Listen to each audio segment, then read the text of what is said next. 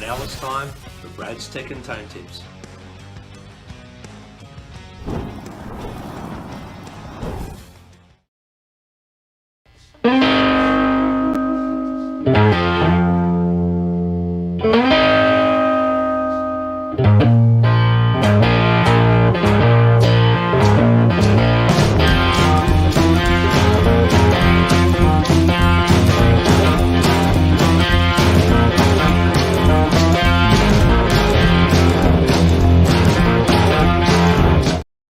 TikTok, it's time to rock. It's the first official Ranking the Tracks show of the year.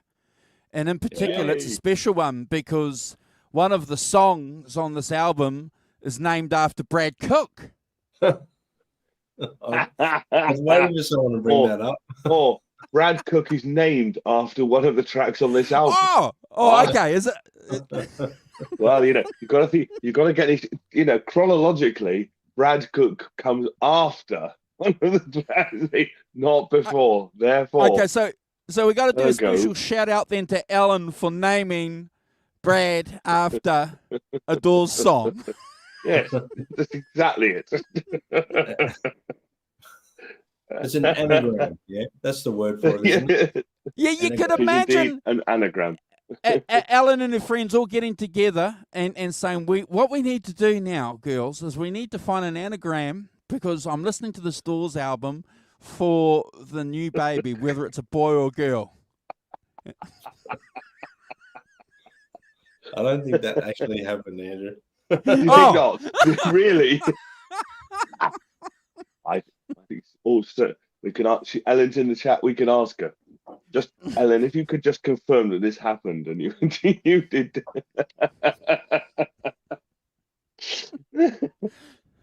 Funny. That'll be fine. That's our theory, and we're sticking to it, Brad. Okay, that's it. You're done for, mate. you know when you listen to a song, and it's one of the great things that we love about music, guys, isn't it? You listen to a song, and instantly it catapults you back into a time and a memory of some people or whatever, and it's great. So I'm listening to this album for how many weeks, Simon? For 3 weeks or maybe 4 weeks. I'm listening to this album, and every time the song comes on, I think of Brad. Well, what can I say? I'm glad you think about me during a Doors cover of a Willie Dixon song that was performed by Howlin' Wolf. Wow. Yeah. Oh, you got it, bro. It's hey, everything is there. You just said it. And a man.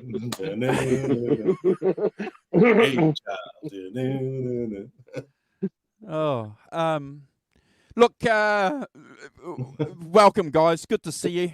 We caught up. We did a show a couple of days ago, the 10K show. So that was great. Good to get that under our belts and move on. We were supposed to, Brad, have a guest join us, but if you can do a shout out and just let. Well, yeah, he can't be with us because he's a little bit under the weather. But if you want to do a shout out to him, bro, that'll be great. Yeah, Hugh. Sorry you can't join us today, mate. We were really looking forward to having you on, and we'll continue on with the show today. But hopefully we can get you back on very soon, mate, for an album of your choice. And we hope get well soon, do justice to the rankings for this one for you, mate, because we know this is a very important album to you. So hopefully we'll do it some justice. So yeah, get well soon, Hugh. Get well soon. Awesome. Sounds good. And thank you, Rock Professor, for allowing us to go back to our original Dirty Early show the next show. We're not doing a show next week, folks, ranking the tracks. I've got a couple of things I've got to do. We were going to do something during the week, but Brad's a little bit under the pump because he's got other things to do other than this show. That's more important than this show. So, and the Rock Professor said, look, give me a sleep. Yeah, I've got better things to do too, like sleeping in. So we'll be back. Never mind me. Fine. In 2 weeks. We'll be back in 2 weeks with ranking the tracks. So I'll do a show card. You guys will have 2 weeks to study for the next show, so I'll do that after this show. Be a cracker of an album. And then the Rock Professor's already picked an album, which is a cracker of an album as well. Teasing. Brad, I think you've got the choice after me, haven't you? Yes, Yeah. I do. I've got to actually come up with something. I've got a few. I've got a list. I have got a list, but I've got to come up with something that's gonna, get the masses all excited, and that's the whole point of it. Isn't it? That's right. Yeah. Get the Oh, blood good. pumping. New year. Yeah, New you year. got it, bro. New you. Yes. I've been getting messages from a couple of people saying, when are you going to do Brad Cook's EP? And I said, I said, we'd have to kick Brad off the show for that because he can't rank his own tracks. No, I can't. I can't be on over that. Maybe you guys can get John ZD351 on to do that one or something like that. The only thing is, though, after the show, he might not like me after that. I don't know. We'll see. He might think I suck after watching my live performance. We don't know yet, so we'll see. Well, you see, we can't do Brad's EP because it's got to be British electric and blues. Well, 2 out of 3 definitely not British. Therefore, it's kind of no. Anyway, it's too short. Too short. Yeah, that's it. Too short. It's too short. Yeah, that means you've got to get on with it and make some more tracks so that we can have a Brad Cook album. That is the Brad Cook experience. We are. Are you backdoor man? Yeah, you got it, bro.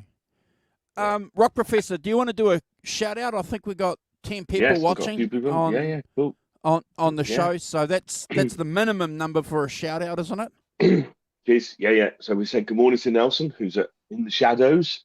Morning, Nelson. Morning, Ellen. Of course, Ellen. Lovely to see you. Gretch Zeppelin. Morning, Gretch. Quentin James. Good morning, Quentin. Down there in Louisville, Kentucky. I think that's everyone's made a comment. That was short but sweet. So morning all. Thanks for joining. Good to see you. Happy New Year. Hope you all had good Christmas holidays and stuff. I'm feeling refreshed, raring to go for the new year. You got I it. am. Back into it. Back into it. Yeah. See, with back into it. And as I say, this originally I envisaged this being part of the doing this on the anniversary Jim Morrison's birthday. He would have been 80 in December the 8th. But Brad chose a Beatles album instead. That was 2 weeks. Minimum. Ruined my entire brilliantly laid out scheme, and then all in tatters. And then it was after Christmas. And then they went 2 months late. Still, it's fine. You got to remember that the album I picked it fell right on the release date, so it was like coincidence that it sort of fell there. But you do a Beatles album, and unfortunately, it does spill into 2 shows or more. So. Or more, yes. Yeah. Ruining my carefully laid plan for brilliant lining something up with some significant anniversary. And so here we are, 6 weeks later. Well, that's celebrating Jim Morrison's 80th birthday. That's something we can change this year, Simon. Maybe we can sit down and mark in the calendar what's what and where's where, and maybe we can try and align something somewhere along the way. Yeah, maybe. It is very hard to do, and I'm sorry about that, Simon. But no, it's fine. It's hilarious. It's just we it's a eventually life lesson, Brad. It's a life lesson. Not everything you plan goes to plan. You line it all up. And then somebody comes in over there and stuffs it all cocks it up. Cocks it up, and then there we are. And now I'm in nearly February doing something for December. But Break On Through was released on January the 1st, 1967. Getting closer. Still not really though, is it? Still not really. I'm doing my level best, but to pull it in, it's not really working, is it? Still, Not Yeah. to worry. So, Oh, gentlemen, the We are Doors. today. The Doors. That vinyl, of course. Yes. A long time ago. Not telling you, I must say, it's not original pressing by a distance. But I have had it for several thousand years since I worked in the record shop. So, I think I've got them all. I've got them all on the vinyl. I think all the Doors albums on vinyl. So it's exciting. So as I said, it was released on January the 4th, 1967. It's their debut album on Elektra Records. Recorded in August '66 at Sunset Sound. Yes. Recorded Hollywood, yes, under the production of Paul Rothschild and Bruce Botnick, I think was the engineer. And and I think he's very much an album that I would say is on the cusp between the sort of shorter, poppier kind of 60s, that 66, or the king of the singles type type year, and I think that 66 is key. It's very much singles, but it has Light My Fire and The End, which are very long and much more kind of psychedelic and much more getting into the jamming thing, which is quite early. So there's a I think there's a sort of crossover album in some ways like that, as a between the two, moving into the rock album world from the sort of more kind of singles stuff that had gone before. Sorry, Ellen, are you confused as to what album we're doing? It's this one, The Doors. First Doors on. Go back a bit. There we are. Lovely. One of the great frontmen of rock. So, as I say, they basically, I know there's a famous story, isn't there, where Jim Morrison meets Ray Manzarek on the Venice beach, and kind of they talk, and Jim says, "I've been writing some stuff," and Ray says, "Do you want to join my band?" Well, they had a gig doing backing up Sonny and Cher, and they didn't have and he said, "Do you play?" And he goes, "Oh, I don't play any instruments." He said, "No, mate, you don't need to be plugged in." Bass player, you see, don't need to be plugged in. Just come and stand there, and then we'll get paid. Just Morrison's first gig with the Doors was just the erstwhile bass player, but not plugged in, just in case. Move your fingers, it'll be fine.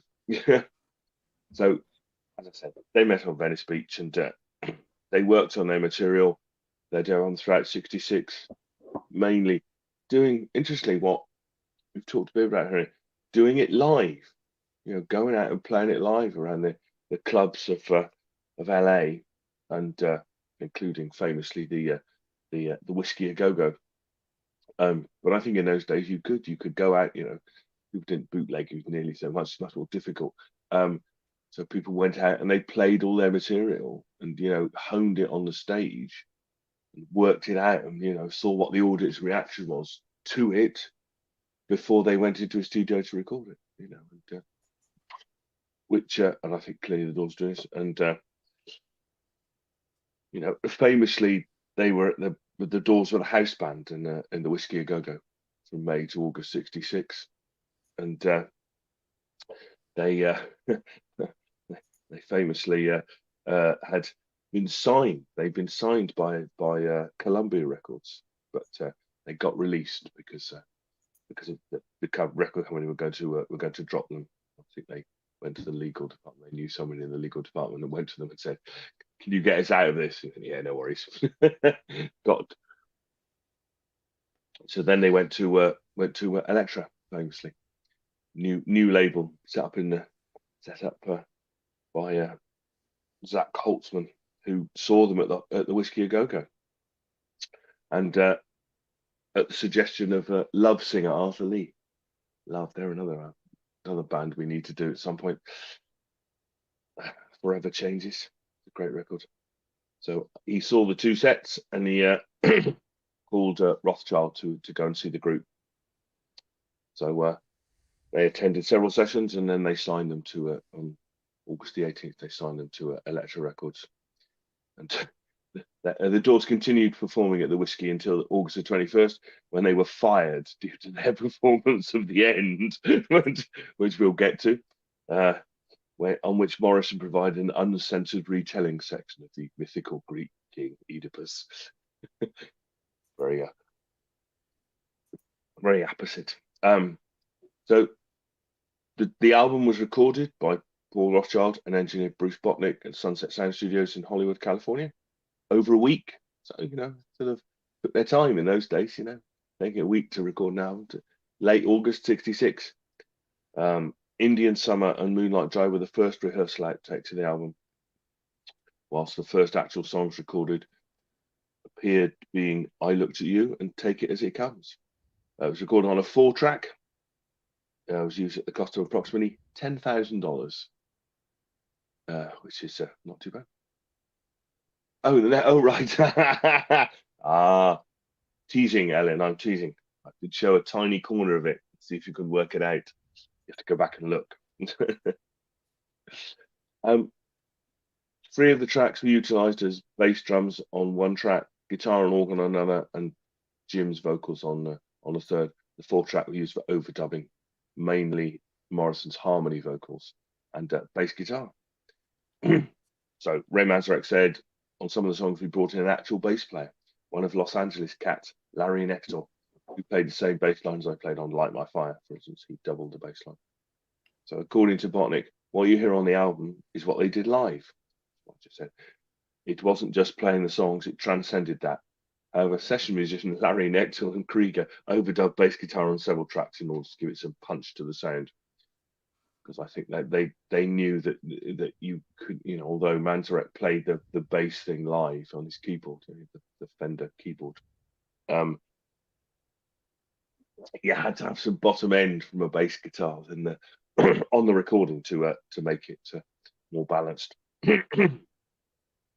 So basically, they played them live. They do several takes just to make sure we couldn't do a better one, and decided which one was the best, moved on to the next. For the end and Light My Fire, 2 takes were edited together to achieve the final recording. The album was mixed and completed in October '66, and yes, ready for release. So although Indian Summer was recorded during the sessions and thought was given to including it as the final track, it was eventually replaced with The End. So got a sort of bookend of 2 long songs at the end of each side. We're looking at it by now. Right, so the tracks, gentlemen. So are you ready? Start the tracks. So we'll be doing side 1 and side 2. No? No. He wasn't shaking his head. He wants to do something else. What would you like to do? I want to know the first time Brad heard this album Oh, and yeah. what he was doing. Oh, Besides getting voodoo from the blues voodoo gods. who do you do voodoo to? Who do you do voodoo to? Sorry, yes, I forgot. I was knocking around some back doors, guys. I was knocking around some back doors. Back.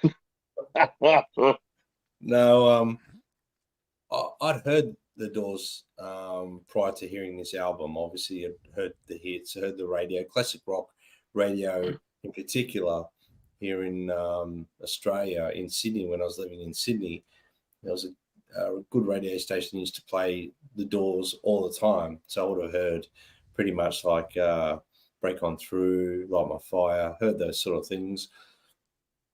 The very first time I put this album on and span it from start to finish, it felt like an experience, to be honest with you. It was hypnotic. I got sucked into it, and this is back in the day when I used to sit, and when I'd buy a record, come home and actually sit in the dark and listen to it, just to soak up everything. So that was the best way I always found to listen to new music, was to and some of the stuff was familiar to me. Like I'd heard it, whether it be a live performance on a video somewhere or whatever. But for the most part, I sat there in awe, just really fixated on that hypnotic keyboard organ tone. The organ is I know I'll get to it when we get to the rankings. It hypnotizes you. It puts you in a trance. And I still firmly believe the Doors were really a psychedelic rock band and whatnot, but they were the first real band that got into trance music and got people fixated on the beat or the rhythm or the music, and just, you know, like an experience when you experiment with substances that are not good for your body, and you get sort of fixated on whether it's a particular keyboard thing or a beat or whatever it may be. I reckon the Doors did that from the word go, and they were like that all the way to the very end of their career. But the first time hearing this in particular, I sat in awe, and I remember listening to the end by the time I got to the last song, and I forgot what I was actually doing. And I will explain something when we get to the end of the ranking of the tracks. You know, and I used to perform in a Doors tribute band called the Doors of Perception. You can look them up on YouTube later on. And I used to sing in it, and I used to get lost a lot on stage because the music was hypnotic.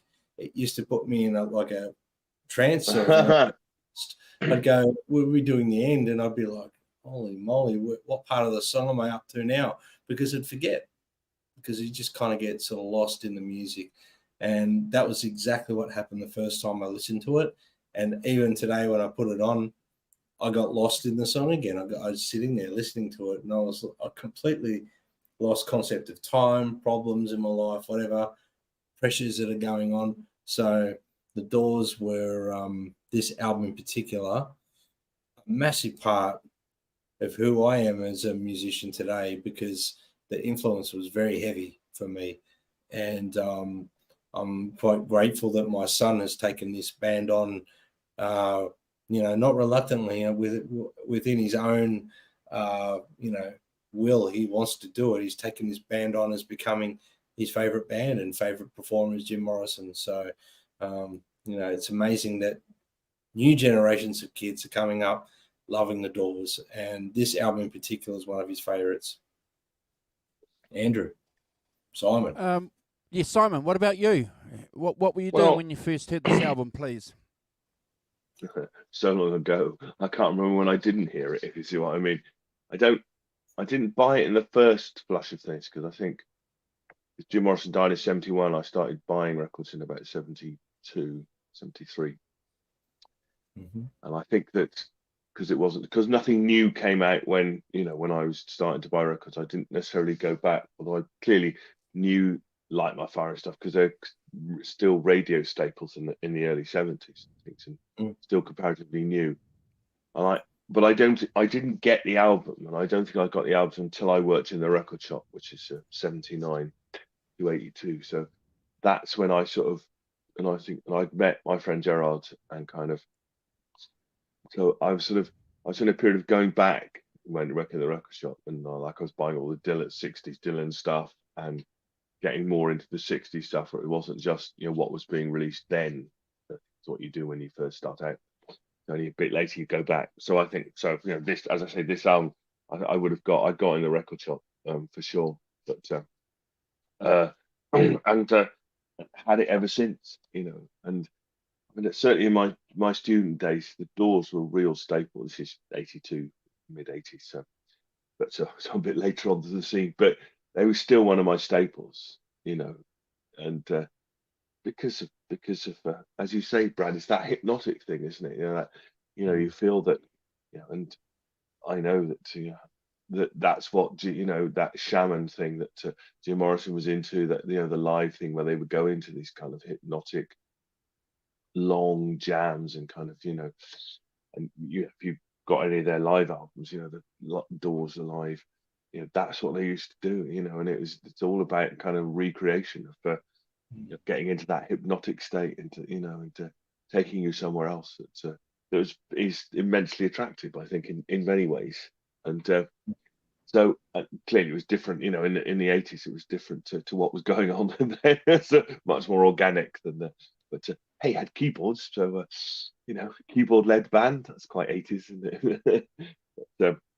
So yeah, I mean, I've had it, as I say, for, it's been in my collection for 40 years, kind of thing.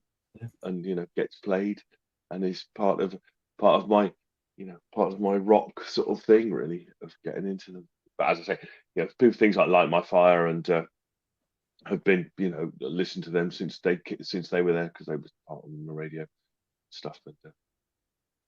And they were always exciting, weren't they? They were always dangerous, and there was something out there about them, and there was always something attractive because they seemed to have an idea. That Jim Morrison had an idea about what being a band was about, and what they wanted to achieve. Certainly in the beginning. And I think for me as an impressionable teenager, what you want is bands who have ideas, and talk about I don't know, Rambo, and like Dylan, in the same, inhabiting that same kind of uh poetic territory a bit.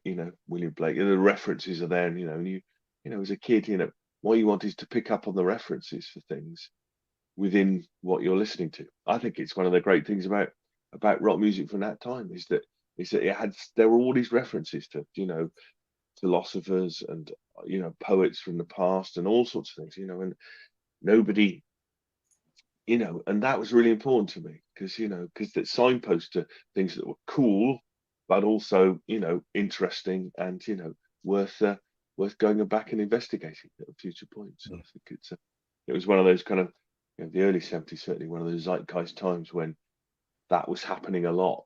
There was no boundaries to what you could do, what you wanted to do, and bringing in those influences from all over, was really important to me. Really important. Yeah. Yeah.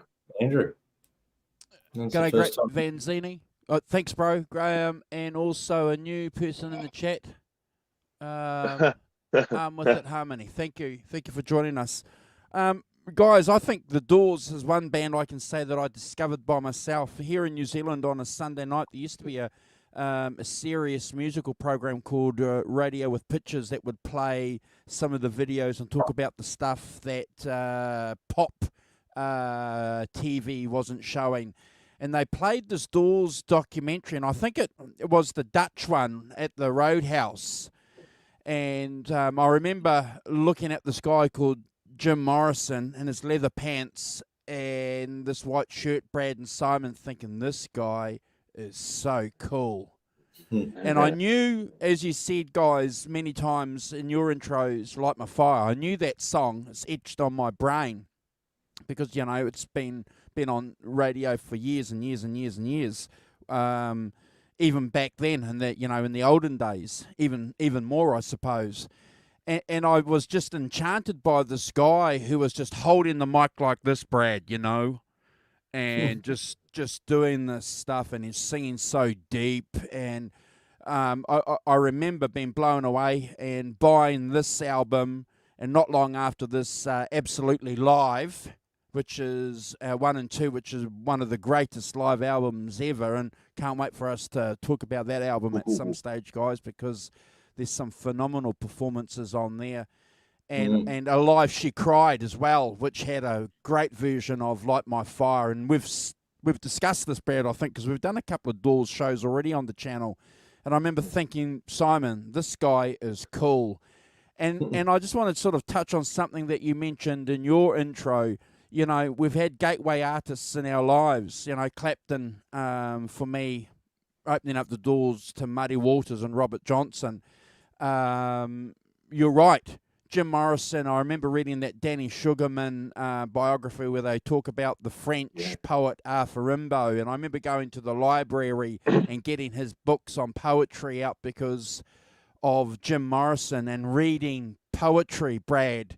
That was different from the boring shit that we were reading at school, and trying to decipher what this French guy was writing about that influenced this guy in the 60s. I still haven't found the connection, but it's fascinating, isn't it? It's a fascinating thing to do. And I like that. I like the fact that rock and roll has this archaeology, Simon, of going back to the art, going back to the classics. It's not just just this art form that's just, you know, what's the word? Without class. There is some class to it. Yeah. And I 100%. think, you know, when you're in that age, you want something to be intellectually important, don't you? I did, you know, I wanted my rock to be, you know, Dylan clearly was leading the way on this, but, you know, you wanted your rock to be important, to be, you know, to have some weight to it, you know, to, you know, for you to be able to dig into it and, you know, to have interpretive meanings of things. And I think that's right. And if it, you know, I, like you, Andrew, went back and, you know, started looking at those metaphysical poets like Verlaine and Yep. Rimbaud and reading Yep. them. And, you know, I never would have done that. I certainly wouldn't have done that because of school, sadly. No way. You know, I don't remember going back to the library reading anything, or maybe Tolkien, but there was, you know, nothing else really that I went purposely to the library to. You know, when I discovered Led Zeppelin, I've discussed this before. I remember going to the library, getting books out on Crowley because I wanted to read about this dude, Aleister Crowley. You know, so yes, you know, all those cool things that music does, Brad and Simon. But you know, an important band. Jim Morrison is an important cat. One other thing before we kick off the tracks too, the first, you know, that time when I saw that documentary, Love Will Tear Us Apart was about number 1, number 2, Simon and Brad, by the Joy Division.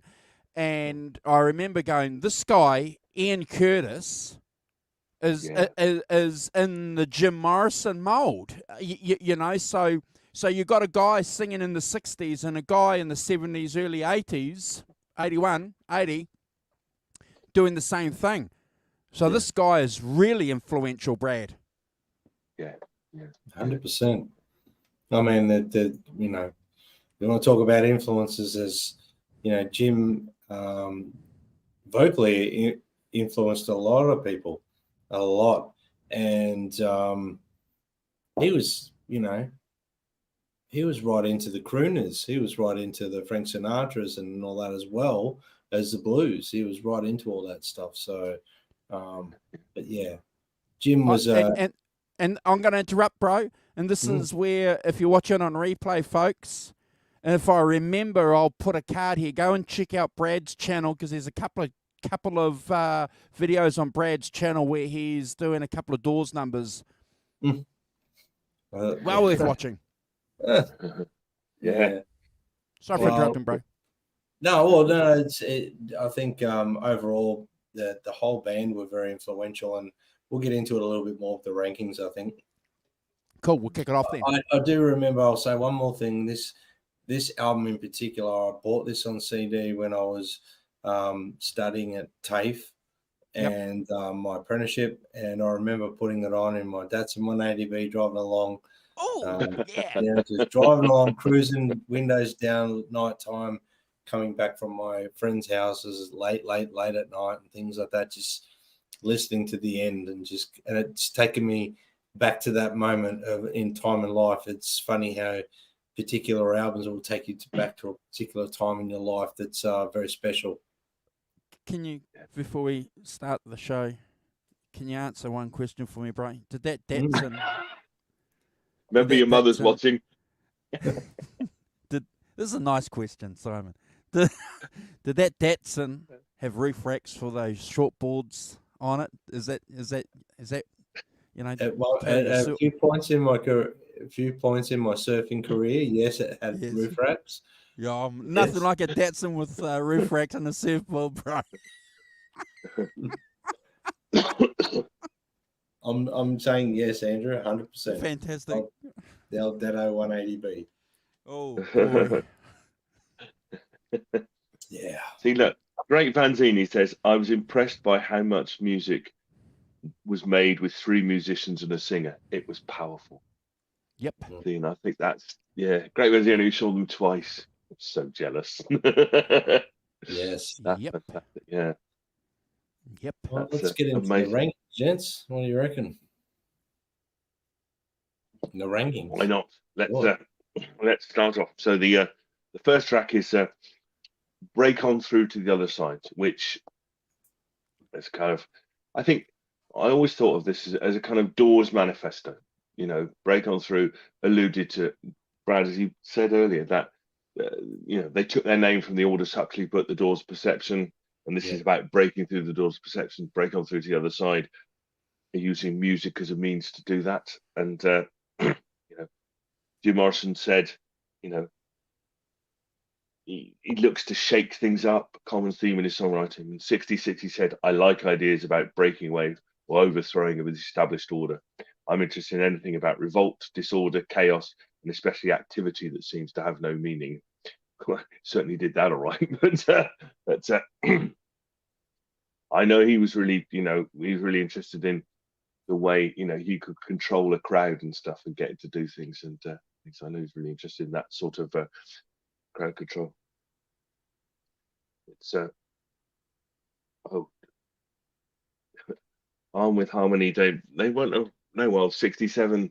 He died in '71, so they made 4 albums in 4 years, 5 albums in 4 years. It's they weren't really together for very long. Yeah, by '71 it was over when the music's over. But it's I think the notable things from Break On Through is first of all, it has a kind of bossa nova drum groove that starts off with with the dun, dun, dun, dun, dun, kind of 8 organs and guitars, and Jim is in pretty declamatory style, isn't it? It's an upfront performance on this, and but I'll point people, and I think we do this a lot in in this, I think, is that point you at the lyrics if you read the lyrics and stuff, and because I found an island in your arms, a country in your eyes, arms that chain us, eyes that lie, break on through to the other side. It's like that's different to what was that's not "I Want to Hold Your Hand" by Country Mile, is it?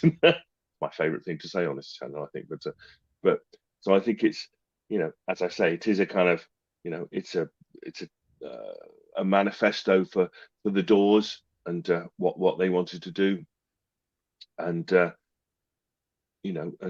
think from that it's a really important song for them and a really big opening song for them. It's got the stuff. It's got a key solo. It's got a really nice. I mean, I think the other thing to say about the Doors is they knew what to do with the melody, didn't they? They knew what to do.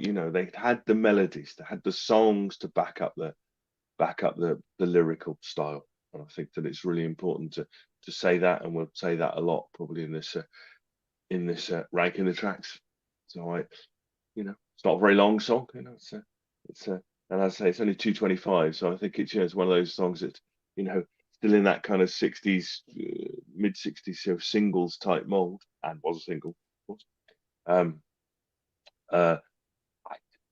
I think it's a great start. I think it's got lots of great things. Apparently, Jim Morrison got some of the lyrics from John Rechy's 1963 book, City of Night, City of Night, which he quotes other places.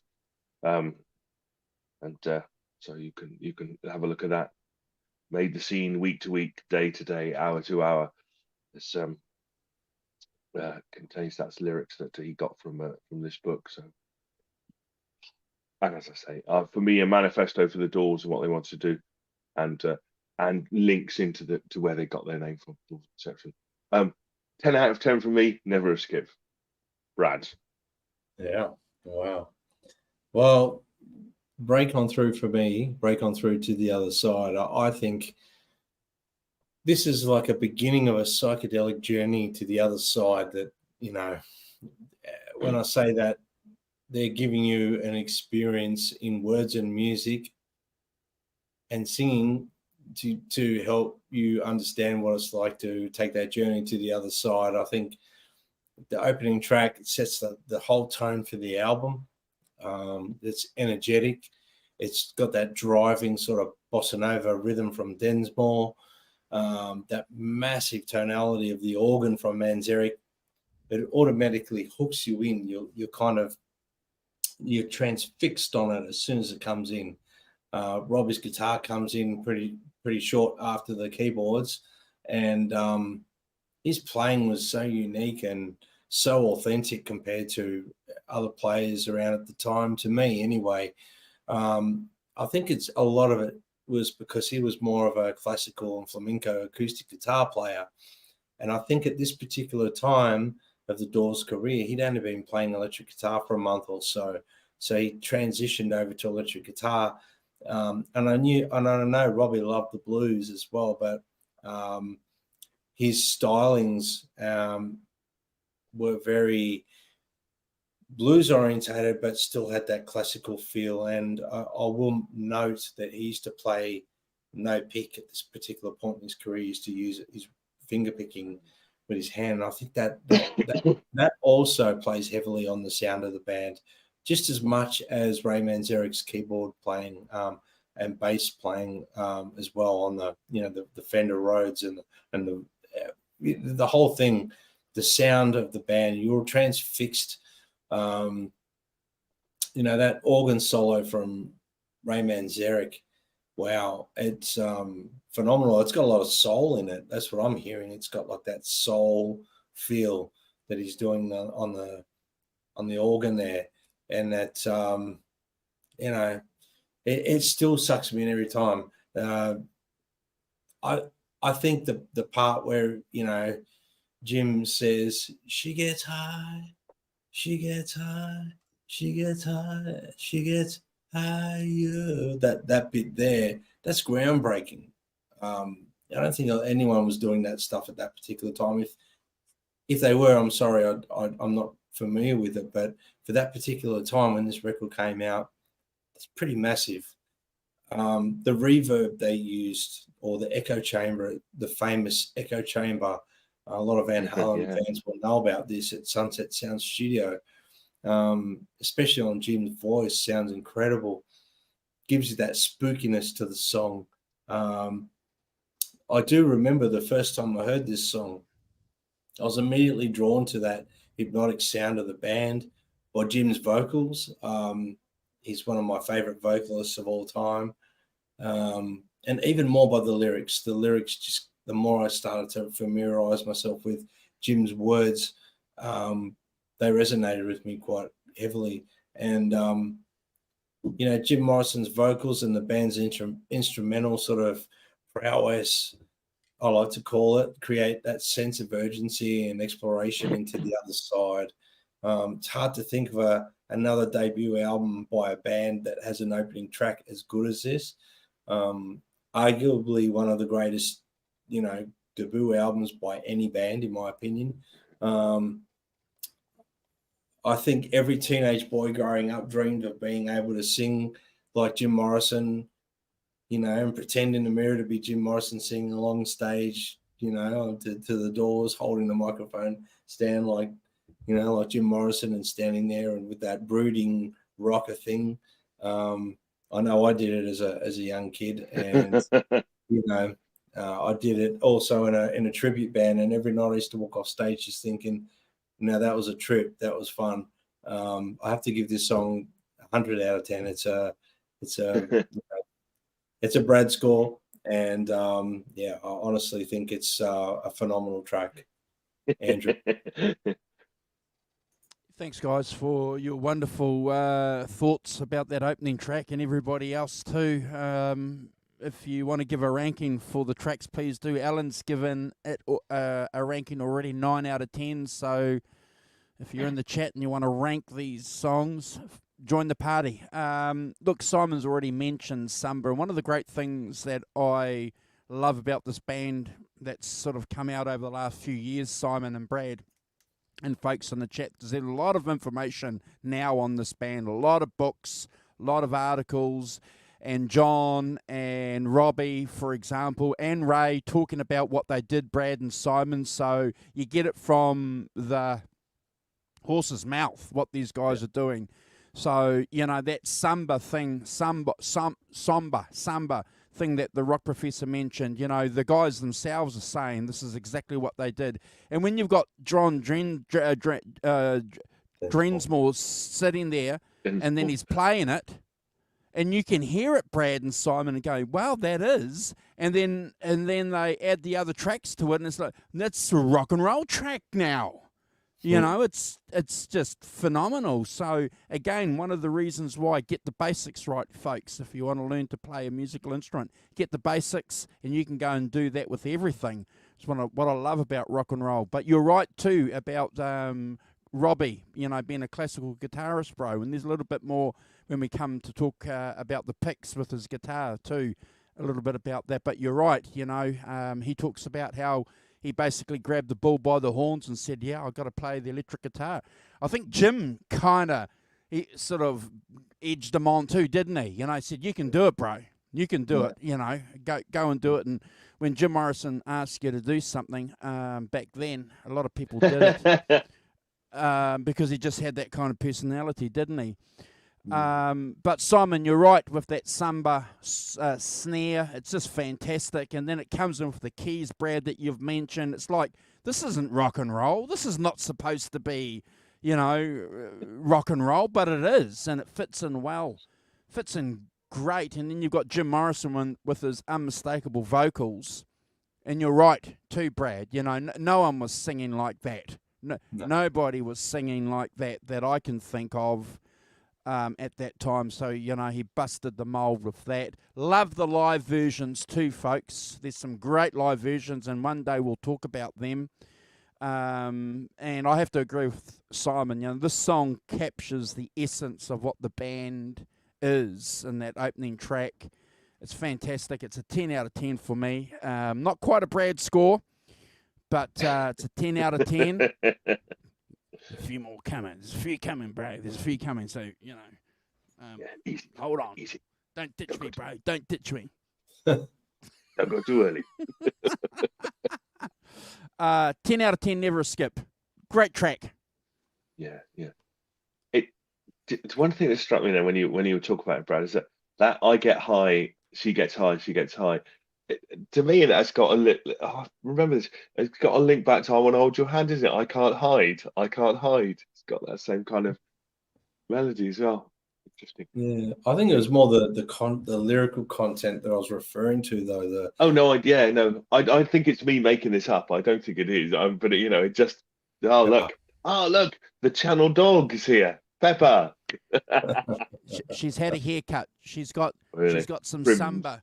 She's got some samba fringes going on here, and she's got some bell bottoms. Nice. Some bell bottoms. The annual groom happens with it. They groomed the top, but they left a little bit of fluff down below. Getting towards autumn now, isn't it?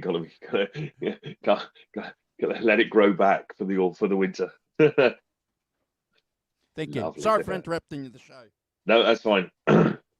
She comes in. Listen, other channels have a channel dog. I don't see why we shouldn't either.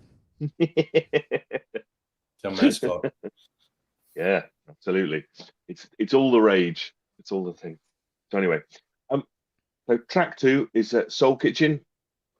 Again, a bit kind of a different vibe to the previous one, but starts off with that kind of dad, and it's got that kind of funky guitar that apparently is kind of like quite a James Brown type. That's what he was going for.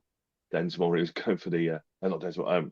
Robbie Cree was going for sort of James Brown type funk guitar in it, kind of stimulating a horn section.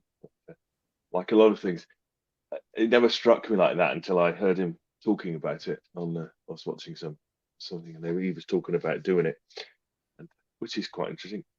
And apparently on this, Densmore had 2 sets of drums, one for the basic beat and one for the embellishment, which is extraordinary kind of I've never heard of somebody having two drum sets and then merging them together. But nice harmony singing as well, Jim. It's not something I'd sort of particularly considered, but considered it more, on this sort of listening to it seriously, the sort of harmony singing and how that embellishes and keeps it interesting. And it's about it's literally about a soul food restaurant, Olivia's in Venice Beach, California, and that first bit where he sings, well, the clock says it's time to close now. I guess I better go now.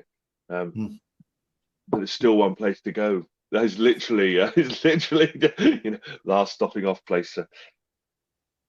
Apparently, he used to sleep there, so I don't think it's. I think it's quite literal in its interpretation in many ways. But again, it just contains that kind of poetry thing.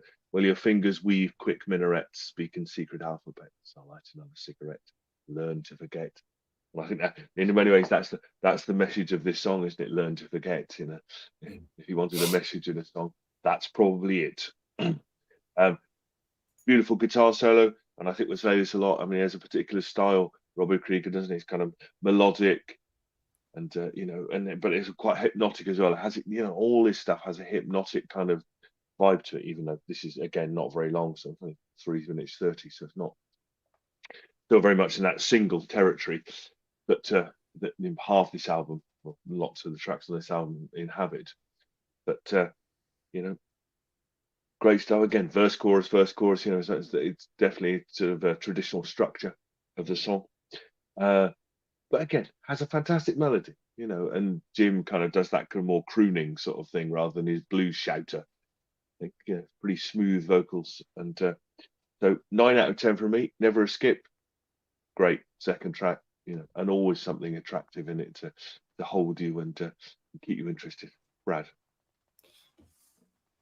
Right. Oh, I love Soul Kitchen. It's got even the name of it, Soul Kitchen. It just sucks you in. It's so cool. The opening organ and the bass line and the way the rest of the band coming in, it's magic. Robbie's guitar playing, it's blues, it's soul, it's funk. There's a lot of elements there. What he's playing there is absolutely perfect for the song. I know you mentioned Simon is trying to catch a trumpet feel or horn feel or whatever the way he's done it is phenomenal. This track showcases Morrison's charismatic vocals and the band's ability to infuse that blues and the soul and everything and the elements of their music into a rock sound. I love Jim's background vocals on here. You mentioned that, Simon. Yeah, I love hearing Jim do his own background vocals. I think it's great. And this goes for the whole record, but the great sounds they pull, the bass, the organ, the guitars, the drums are set. Well, as soon as this album comes on, I picture this era. It's got that sound, you know what I mean? It's got that real late 60s sound to me, and I love that sound. Robbie's guitar solo, to me, it's melodic, it's blues. It's fantastic. The lyrics are poetic. They, evoke when that sort of sense of longing and there's a lot of that thought that goes into the lyrical content for Jim. It's not just putting words together. I think everybody loves the way Jim Morrison sings, especially when he pushes hard. I love the parts in the song where he really pushes in that Soul Kitchen chorus when he's pushing that. Sounds fantastic. I think it's a great second track for the album, and I too gave it 9 out of 10. Andrew. Thanks, guys. Soul Kitchen. God bless Robbie Krieger, or Krieger, however you want to pronounce it, folks. One of the most underappreciated guitar intros, I think, in the history of rock and roll. And his solo on this track, folks, is full of swing.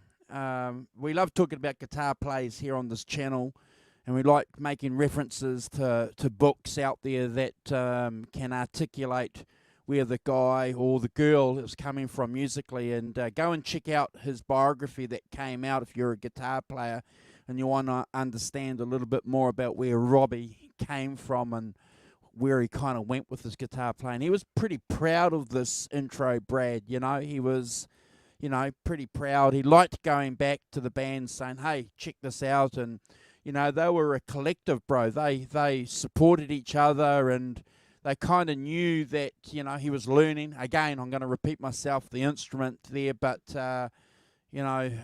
Jim wanted him. Jim wanted him and needed him, and he didn't want to let him down. So I promise this is going to be probably, I won't say it for 3 more songs. I'll say it on the next 4 songs about that. but I think it's an important relationship to the band. That swing that Robbie has in the solo. A lot of guys don't have it, and we like to talk about swing, how they can be before the beat or behind the beat, and these guys get it. And again, Brad, I think it's because of his classical guitar, that flamenco training, where you've got to be ahead of the beat, sometimes, especially if people are dancing to it, so it's quite disciplined in that approach, and and then he can take that and pull it back. It's wonderful. It's a wonderful piece of guitaring. I've given this a 10 out of 10, guys. I think it dovetails into the opening track fantastically. I love it. Feeds into that whole hippie vibe, Simon, and I don't like using that word hippie, but I think we got to sometimes, of that soul kitchen kind of vibe. Thank you for elaborating that. I was going to talk a bit about that, but you've done that well, because that was a place that they met. That was an important place. And they were doing other things there too, Brad, besides eating food.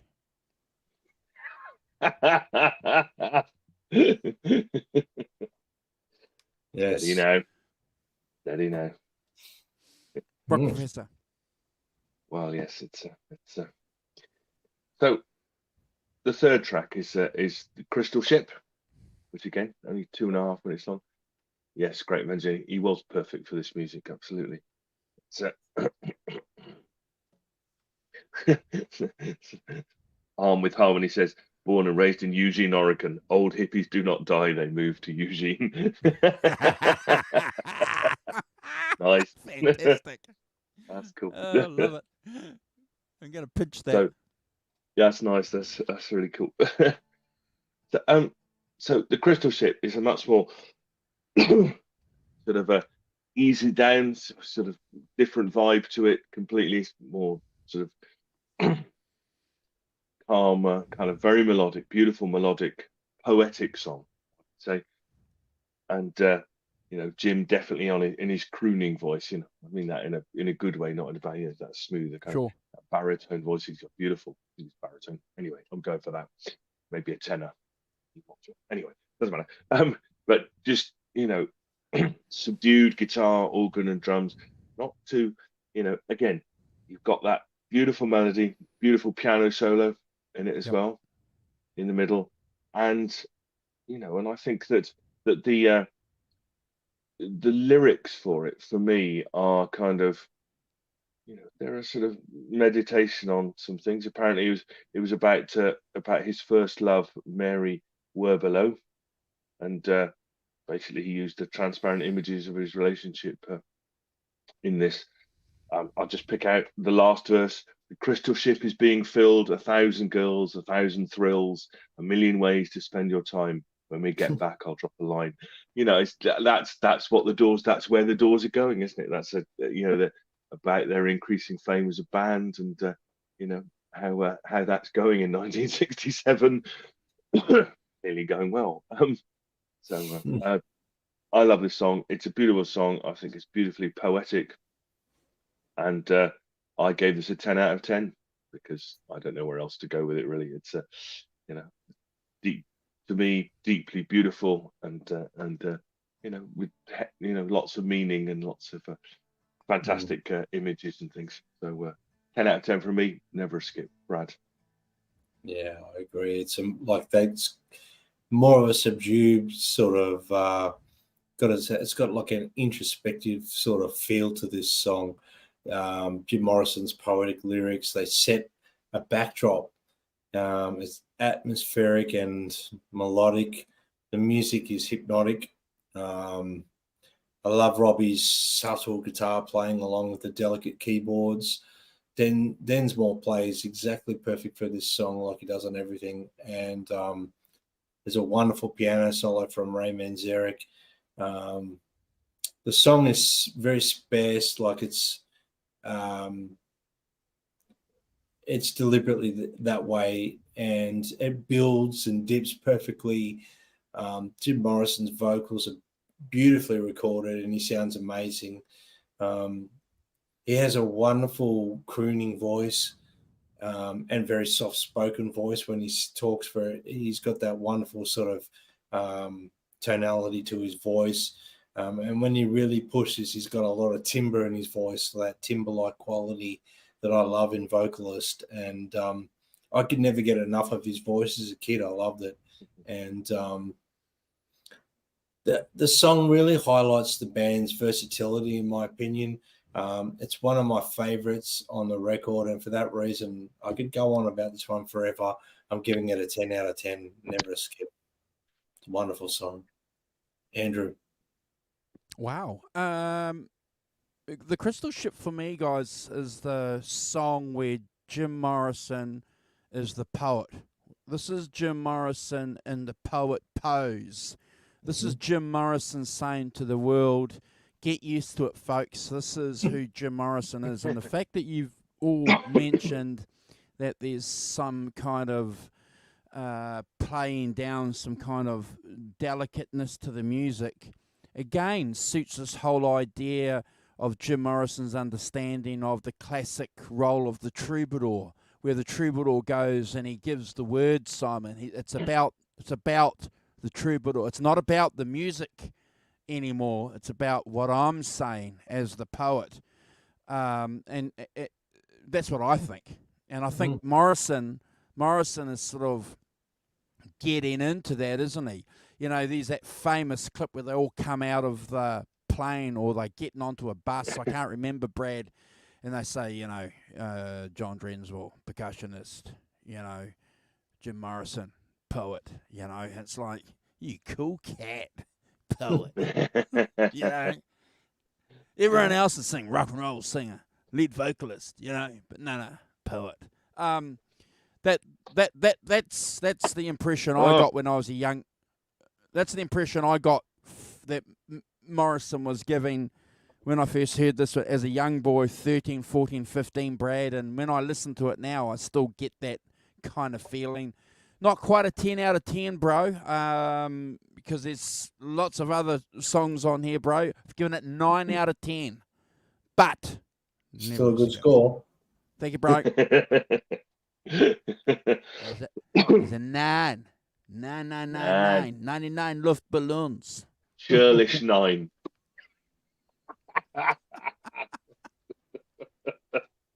Oh dear. I think that's true, Great Mancini. I think Morrison did write the lyrics first with an idea about the way the music should go. Yes, he did. 100%. Yeah. It's always. Yeah, I think it's a really good point. That Great Mancini is it. So the fourth track is 20th Century Fox. This, I think, is a much more straightforward song, again, in contrast to the sort of poetic leanings of Crystal Ship. Too much is about a song about a fashionable but unfeeling woman. The title is a play on words. It's the name of a popular movie studio, of course, but Fox was also a popular term for a pretty girl at the time. Yeah. not sure you could get away with it now, but see, lady. Well, they say ho now. Jimi Hendrix stuff. Thank you. Yes, thank you. Stop that. We'll be banned. I'm not saying that. That's what they say. He said it. He said it. Mr. Potty Babies. Give me Fox any day. Fox is a compliment. It's like saying someone pretty or beautiful. Yeah, or aren't we allowed to say that anymore either? Well, you know, Brad, it's, you know, one day you'll get there. You'll get to my and Simon's level of becoming silver foxes. Yeah, the youngster. Look what's in store for you. If people are offended by Foxy, then they're going to get a surprise at my gig. Right. Oh, that's one song make of that. There's one song we know he's playing. Letting the cat out of the bag, or should it be Fox? I don't know. Anyway, so 20th century. Yeah, so it's you know the movie studio is used to represent the woman in a song. It's glamorous but artificial. So he starts off with a guitar, picking a melody. And did you notice Morrison in with double track vocals? There's two vocals, and when he sings she's fashionably lean, she's fashionably laid. Do you notice there's two lades? There's a lade that's like right off the back of the set. That's really funny. Fashionably laid. It's like I don't know why. Deliberately. Yeah, it's not just a bit off. It just comes completely after the first laid. It's like it made me laugh. That dude. It's like leaving it in, whatever. But that's got heavier second half to the verse. It's got a really nice guitar solo as well, a melodic, soaring guitar solo from Robbie Krieger in verse. Yeah, I gave this 8 out of 10, but it's never a skip. It's contrasting with what's gone before, and I think that's, we talk a lot on here about contrasts and about the way you program albums. It's, not everything can be heavy, and you have to have the lightness with the shade. So yeah. I think this is one of those, a bit more straightforward. Yeah, 8 out of 10 for me. Never a skip. Brad. 20th Century Fox. That's a cool bluesy guitar intro from Robbie. Leads the whole band in. Jim's voice sounds great. I love the lyrics. They're fantastic. Great drumming from Densmore. He does apply this beat quite regularly throughout this album and throughout the Doors' career. Throughout the beat I'm referring to is the one in the verses. It was in Break On Through, in a variation of it in this song as well. Robbie's guitar solo is fantastic. There's an element of blues in there, a bit of soaring sort of, blues guitar playing. Ray's vamping organ is a secret spice to the Doors. We know that. And he adds it perfectly on this song. The track combines rock elements, a touch of pop music at the time. It's got a catchy guitar riff. It's Morrison has got that charismatic sort of vocal delivery going on there. We touched on the lyrics, and the first time I heard it, I thought it was a play on Hollywood glamour. That's what I kind of picked it out as, and depicted it on. You look at the women at that particular time and before, that Hollywood glamour. I love the song. I gave it. I changed my score to this one from 9 to 8 out of 10, and the reason I did that is because of some of the songs featured later, so I had to alter my score on this one. So 8 out of 10, 20th Century Fox. Andrew. Yeah, and people in the chat are kind of agreeing where you guys are going with your scores too. Look, while the Brits are singing about chicks being under the thumb, Americans are singing about chicks being foxes, Simon, so, this... Wait a minute. Chicks being foxes? Are you mixing your metaphors, Mr. Watson? I'm just asking the question on behalf of the audience. Yeah. Well, look, I don't know what the Doors are trying to. Maybe this is their under my thumb version, of a song. I always love the beat. It's a good pop kind of song. And there's another couple of pop songs to come, which is not bad for a band that's serious about the music and kind of where they were going with this album. Bear in mind, folks, that they were a popular band playing live in that live circuit, Brad, too, weren't they? So they had some kind of following too. So there was, some kind of responsibility there, I think, to the, as the Rock Professor said, to the zeitgeist of the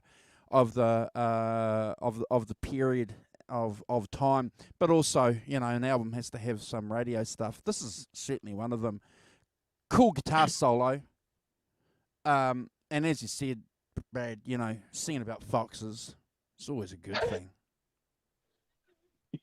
Chasing them, catching them. 8 out of 10. Oh dear. He's off and running. And we're back, kids, we're back. So track 5, side 1, is the Alabama song. And this is by Bertolt Brecht and Kurt Weill, who are German. So the and it's very much a contrast to what's gone before and what's to come. Really, it sort of sticks out. This track as a different vibe completely. They got this idea from an album of German songs that Ray Manzarek had. The Alabama song was written as a German poem and translated into idiosyncratic English by the author Bertolt Brecht, and published in his 1927 Home Devotions. It was a parody of Martin Luther's collection of sermons, apparently, set to music by Kurt Weill for the 1927 play The Little Mahogany, and reused for Brecht and Weill's 1930 opera Rise and Fall of the City of Mahogany, where it is sung by Jenny and her fellow prostitutes in Act 1.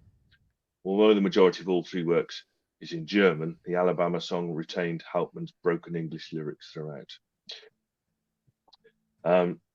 According to Densmore and Krieger, the song was presented by Ray Manzarek to the group during their early years, but due to their dissatisfaction with the melody, they radically changed it, and it contains much more kind of avant-garde carnival musical influence with psychedelic and ska stylistics.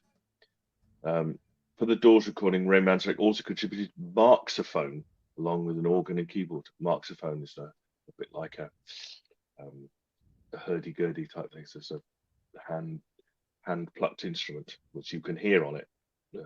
Sounds a bit like harpsichord kind of thing. So the themes of materialism, despair, and illicit pleasures from this operetta, and the operetta this was taken from, would be revisited often by the Doors. The song took on a more literal meaning over the years as Jim Morris's drug and alcohol problems became public knowledge. Well, yeah, clearly. So the keys play in that kind of 2/4 time, and when it's got that kind of German rhythm to it, isn't it? Underlying it when it starts off, the vocals double tracked with the kind of the marxophone. I presume that kind of tinkly piano thing is a marxophone that you can hear with a sort of military drumming. Jim kind of sings it, it's very dramatic, kind of, he sings it with a kind of plenty of drama and things, and imbues it with the necessary the gravitas to do it, and so yeah, it's quite a contrast to what's come before, and certainly what's going to come as well. It kind of sticks out, but the bass, as I've said, has echoes of a kind of tuba, that kind of German tuba thing in the German bands, and nicer keyboard solo on the marxophone, and some multi-track vocals. I gave this 8 out of 10, but never a skip. Very, very dramatic. Brad. The old Alabama song, Whiskey Bar. I always preferred hearing this live than on the recorded version for some reason. I don't know why. And the way they used to play this live straight into Backdoor Man and stuff like that. But hearing this recorded version, it's definitely quirky.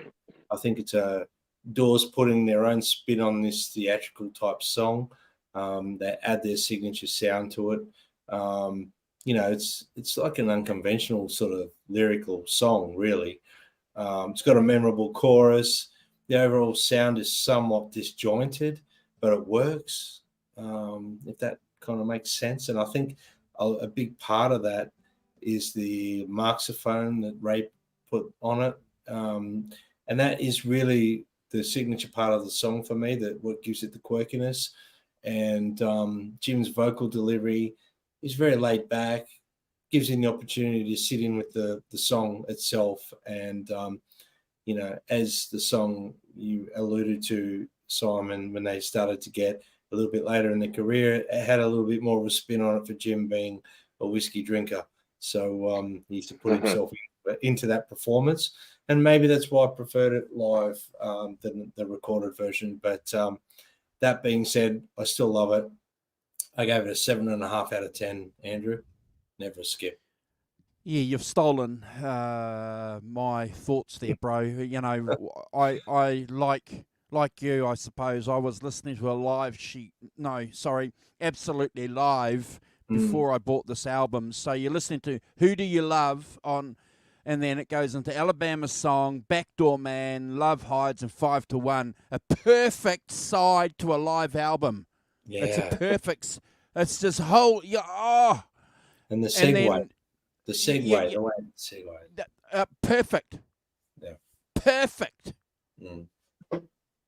And and so I got to be honest, folks. And then when I got this album, bought this album, and listened to it, listening to Alabama Song from the it was kind of a letdown. To be fair, I have to be honest, and you know, so I'm glad you mentioned the live version of it, because you definitely need to go there. So maybe we need to do before the year's out. We'll do absolutely live. Promise.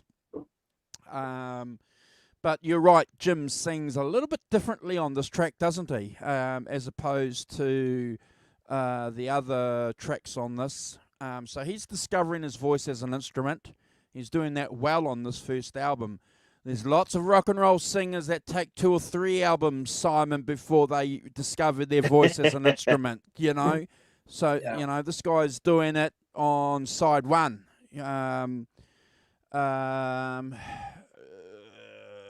And the keyboards or whatever the instrument that you guys have said, yeah, it's pretty funky. It's cool. Look, it's not my favourite track on the album. I'll never skip it though.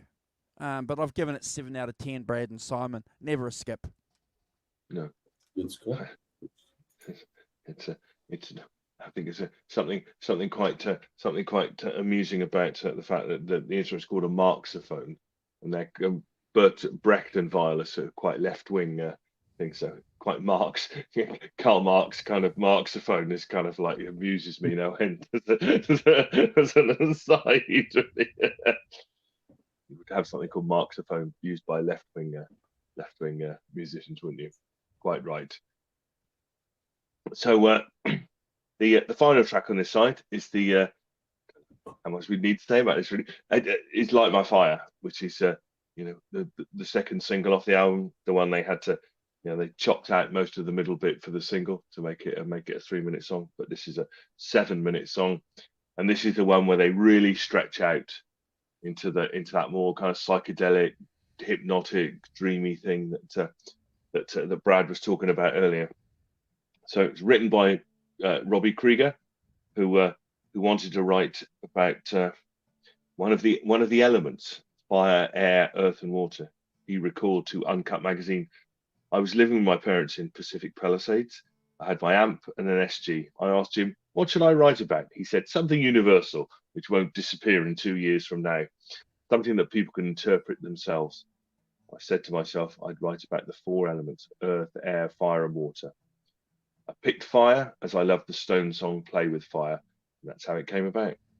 But it started off as a kind of folk-flavoured song, but was ignited when Jim Morrison wrote the second verse, I Love Become a Funeral Pyre, and Ray Manzarek came up with the famous organ intro. But Krieger came with most of it, and when Manzarek added the Bach-influenced introductory organ motif, and Densmore suggested it would open with a single snare drum hit. So as I said, starts off with the organ playing that famous, and I'm sure everyone's heard it a billion times. I think I'd pick out the key solo, that hypnotic, psychedelic, dreamy, melodic, that Manzarek does. You've got the bass keys complementing the solo. Quite complicated drumming as well. He's Densmore's jazz drumming coming into effect underneath thing. I think it's it's the drama, it's the use of dynamics that are really cool in this song, and I think it's one that we talk about dynamics a lot on this channel, and this is one of those ones, isn't it? They take it down, they bring it up. It's got beautiful long guitar solos, kind of slinky tones. It sounds a bit like Indian music, sitar type influences and things. Not straightforward pentatonic blues runs at all. And fantastic lyrics, iconic lyrics. I'd go so far as to say, famously, famously, appearing on the Ed Sullivan Show, and him and them asking him not to sing, "Girl, we couldn't get much higher," so he did it anyway. Were banned evermore from the thing, but they didn't care because they'd done it once and that's all they wanted to do. So clearly didn't affect their going on to some success, did it? But as I say, that middle bit with the keys and the guitar solo, that long kind of drawn out sort of jammy section is where the Doors really inhabited, I think, and where this really comes alive. And it's a 100 out of 10, never a skip. It's an as you say, Brad, we were saying earlier about lying in the dark and listening to it, and when it goes off, and goes off into that stuff, it's just amazing, and not like any other band, I would say. It's not like it's a unique sound and unique way of doing it. Even though lots of bands are getting into that jamming thing this time, but still, fantastically unique and. And still thrilling now, still thrilling today, even though I've heard it a million times before. I still get drawn into that musical world, and great. 100 out of 10. Brad score, never, ever, ever a skip. Brad. Well, light my fire. Where do I start with this one? One of the Doors' finest compositions, in my opinion. One of the Doors' most iconic songs. Psychedelic rock at its finest. That's what I've described this song. Originally, Robbie Krieger penned this song. I think the rest of the band contributions came later, like you mentioned, Simon. I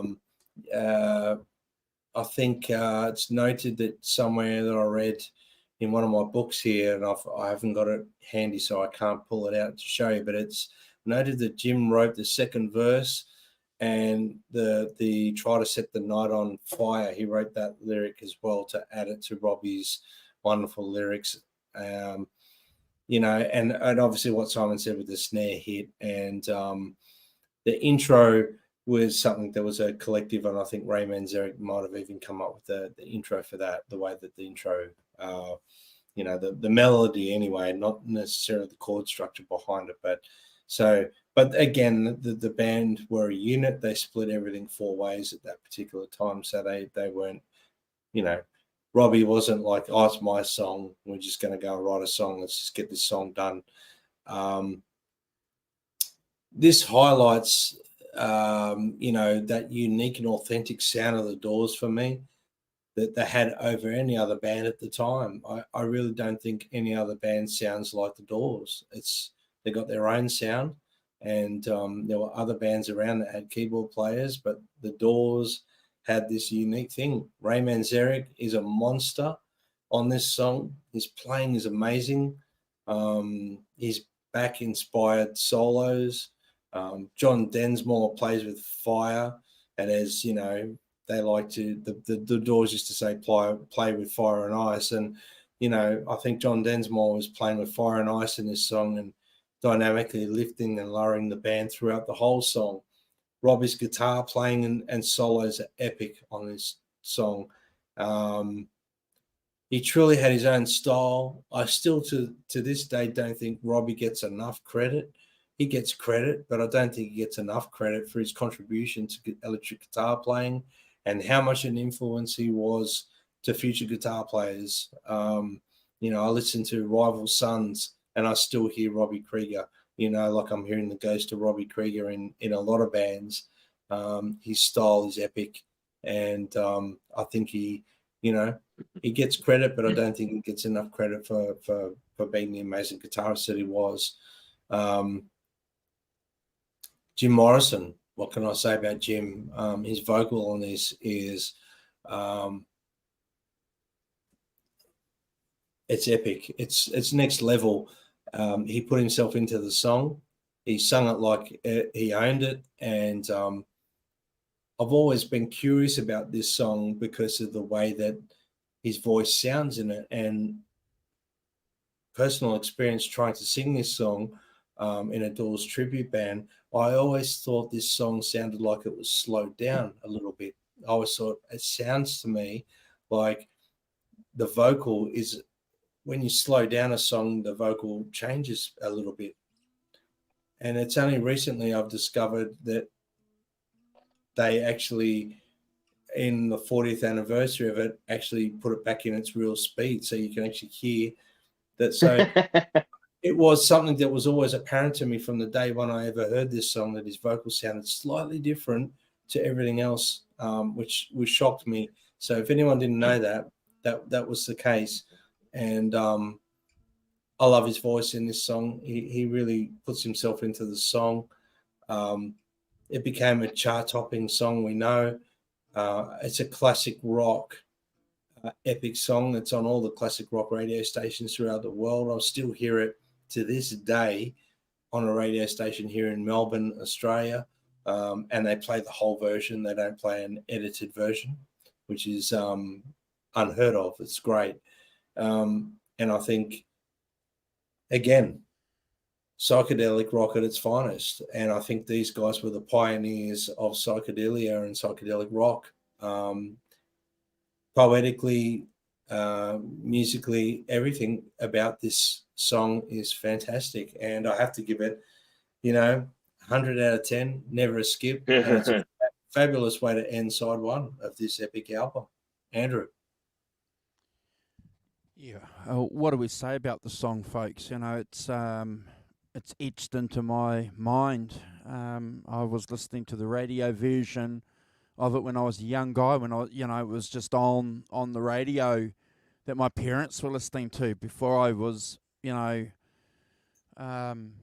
interested into music. So, and then you get into this band, and then you sort of listen to it again with some kind of different ears, and you appreciate it because now it becomes your song, Brad.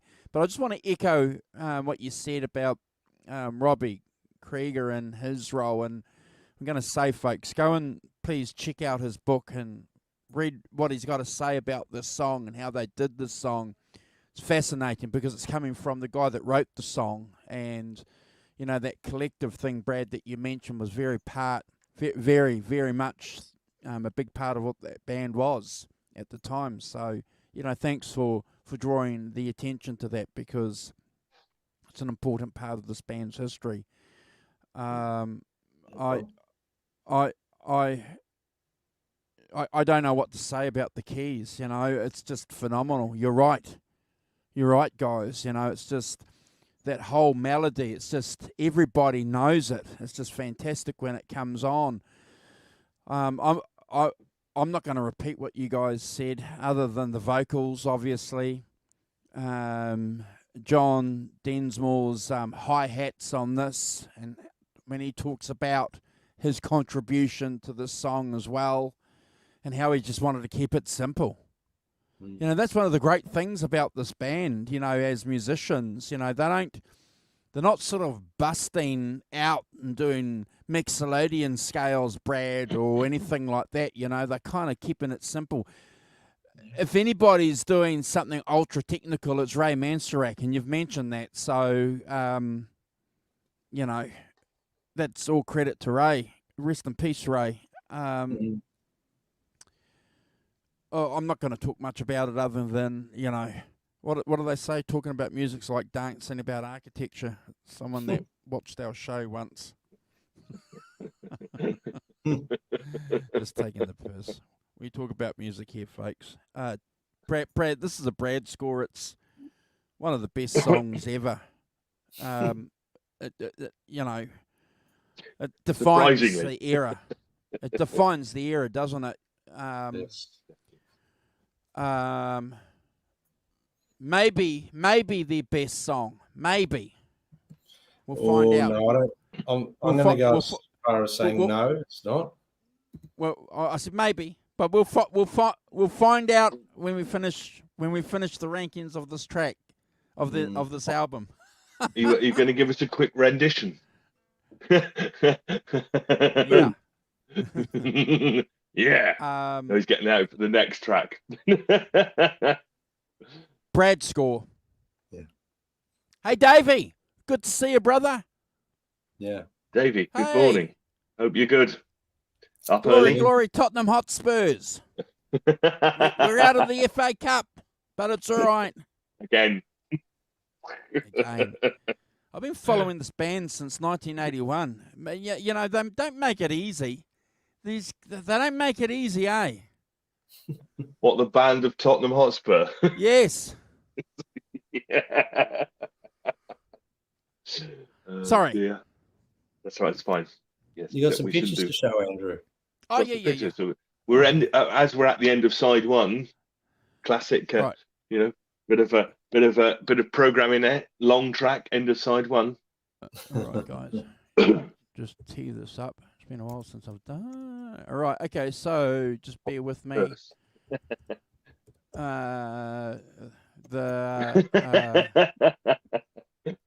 Uncanny, John. The photos are brought you watch this to you this week from this guy here who's not in the chat. But never mind. We'll take the piss while he's not here. Look at that. The resemblance is uncanny, as you said. Uncanny. Scary. Scary. Look at that. There's the album cover, folks. Now, you know, we've seen similar albums like this. The Beatles have done something similar. Brad, you know, Van Halen have done something similar. It seems to be a concurrent theme with just the band members' faces. The Rolling Stones, Simon, have done something similar with their first album. Yeah. Oh, absolutely. Oh, yeah. Famously, without the name of the band on the front. Yeah, that fantastic cover. Just with the band members in yeah. that dark. Always love the cover. Yeah. Yeah, it's great.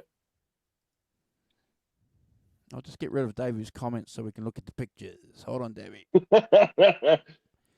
Here's the boys from '67.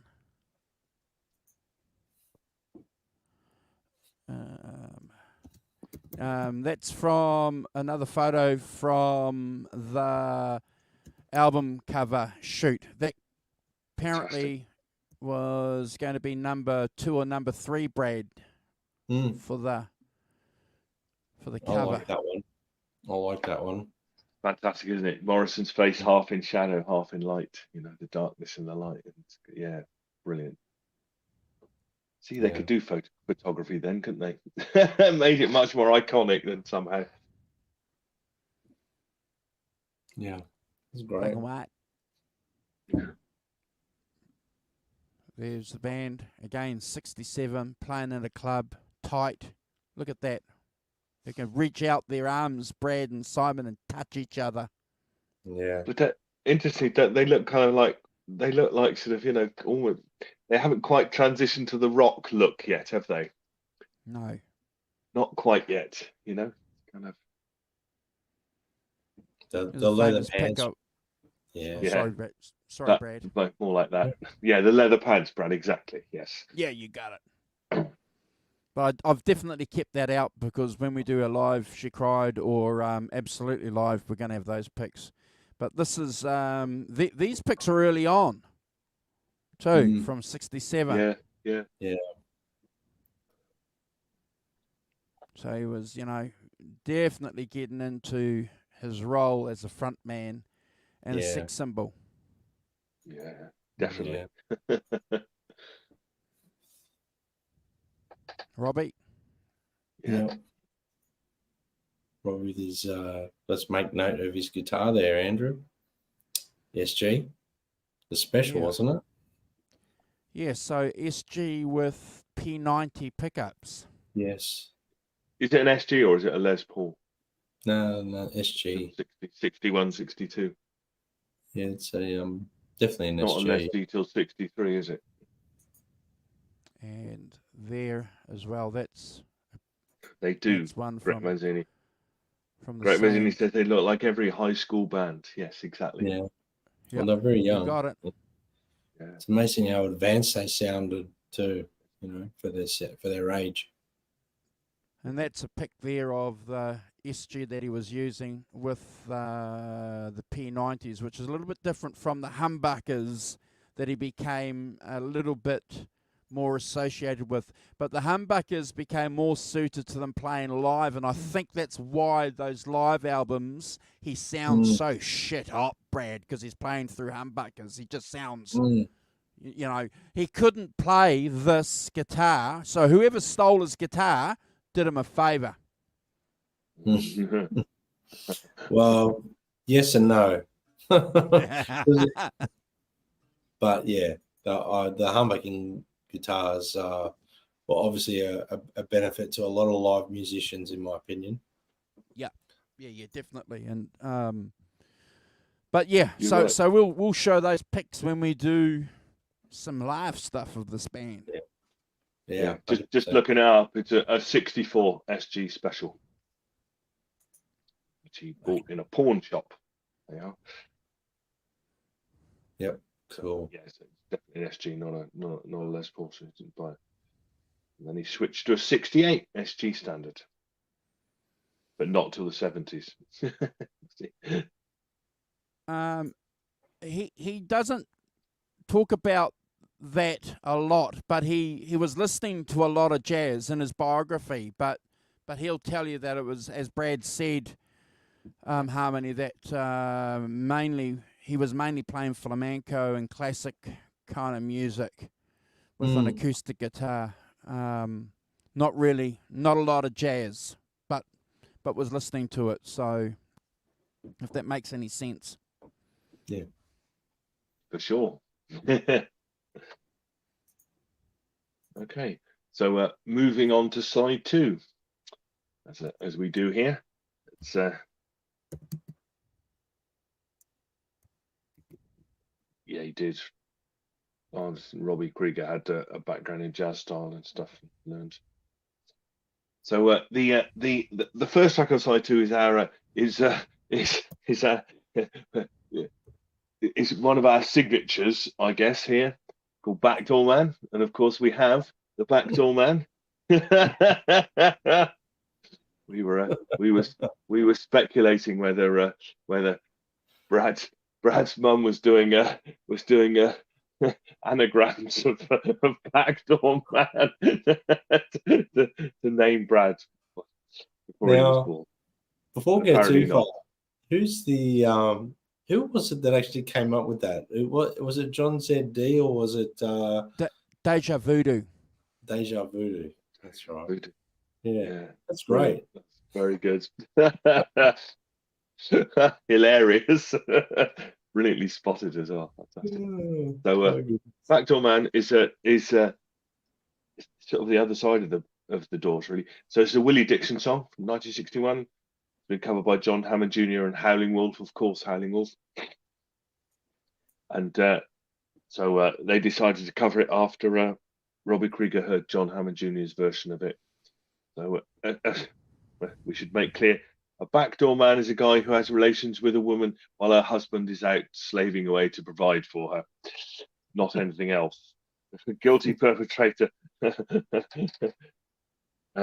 If the wife was caught cheating, was typically a tradesman caller like the Iceman or the insurance salesman. He would run out the back door to avoid detection when the husband entered through the front door. I hope this is not your life in a stolen moment, Brad. No, that's not. It's not exactly. No, not exactly. No. So again, it's plugging into the other side of the Doors, which is very much into the blues thing, isn't it? The other side of the Doors is the blues, and the other side of Jim Morrison is, he supplied his own lyrics to this. He only used 2 of Dixon's verses from Howling Wolf's original. So he's got that guitar, he's got that scream at the beginning, and that kind of urging on, doesn't it? Come on. I think that he does kind of live, which is that live thing that he did, and and it's clearly quite licentious singing, as befits the subject matter, and with nice kind of barrel house piano and a nice kind of woozy guitar solo. It kind of its own take on the blues, isn't it? It's not a straightforward pentatonic thing. Lots of bends and lots of kind of make it a lot more. You can talk more about that, Brad. You know more about it than me. But Morrison in his best blues shouter mode. 8.5 out of 10 from me. Never a skip. Brad. Well, for me, this song in particular, I love the blues, and I've always loved the Howlin' Wolf version of this song. It's a Willie Dixon written song. I've always loved the recorded version. I love the live versions of this. I love the way the song starts off with that vamping guitar and that backbeat sort of comes in and it builds up, where Ray comes in with the organ. It sounds epic. And Jim at the start, like you said, Simon, where he's adding lib and he screams and he's doing the yeahs and it leads up to that first verse and really sets the mood. He's really in character here, and you can tell Jim loved the blues. Jim actually loved singing the blues. He was a bluesman, and he loved putting himself into a blues song like this. And you can tell he's having fun. That they, when they recorded this, I read in one of I think it might have been either, I'm not going to quote which book because I can't remember. But I remember reading it. It was either Robbie's book or Densmore's book, that he saw himself as a bit of a bluesman, and he used to love singing the blues. And I think this album in particular, Simon, you alluded to that in the intro, that the majority of this stuff is done live. The majority of the album is recorded live. So he would have put himself into the song like it's a live performance, and I think it's a wonderful version of this song.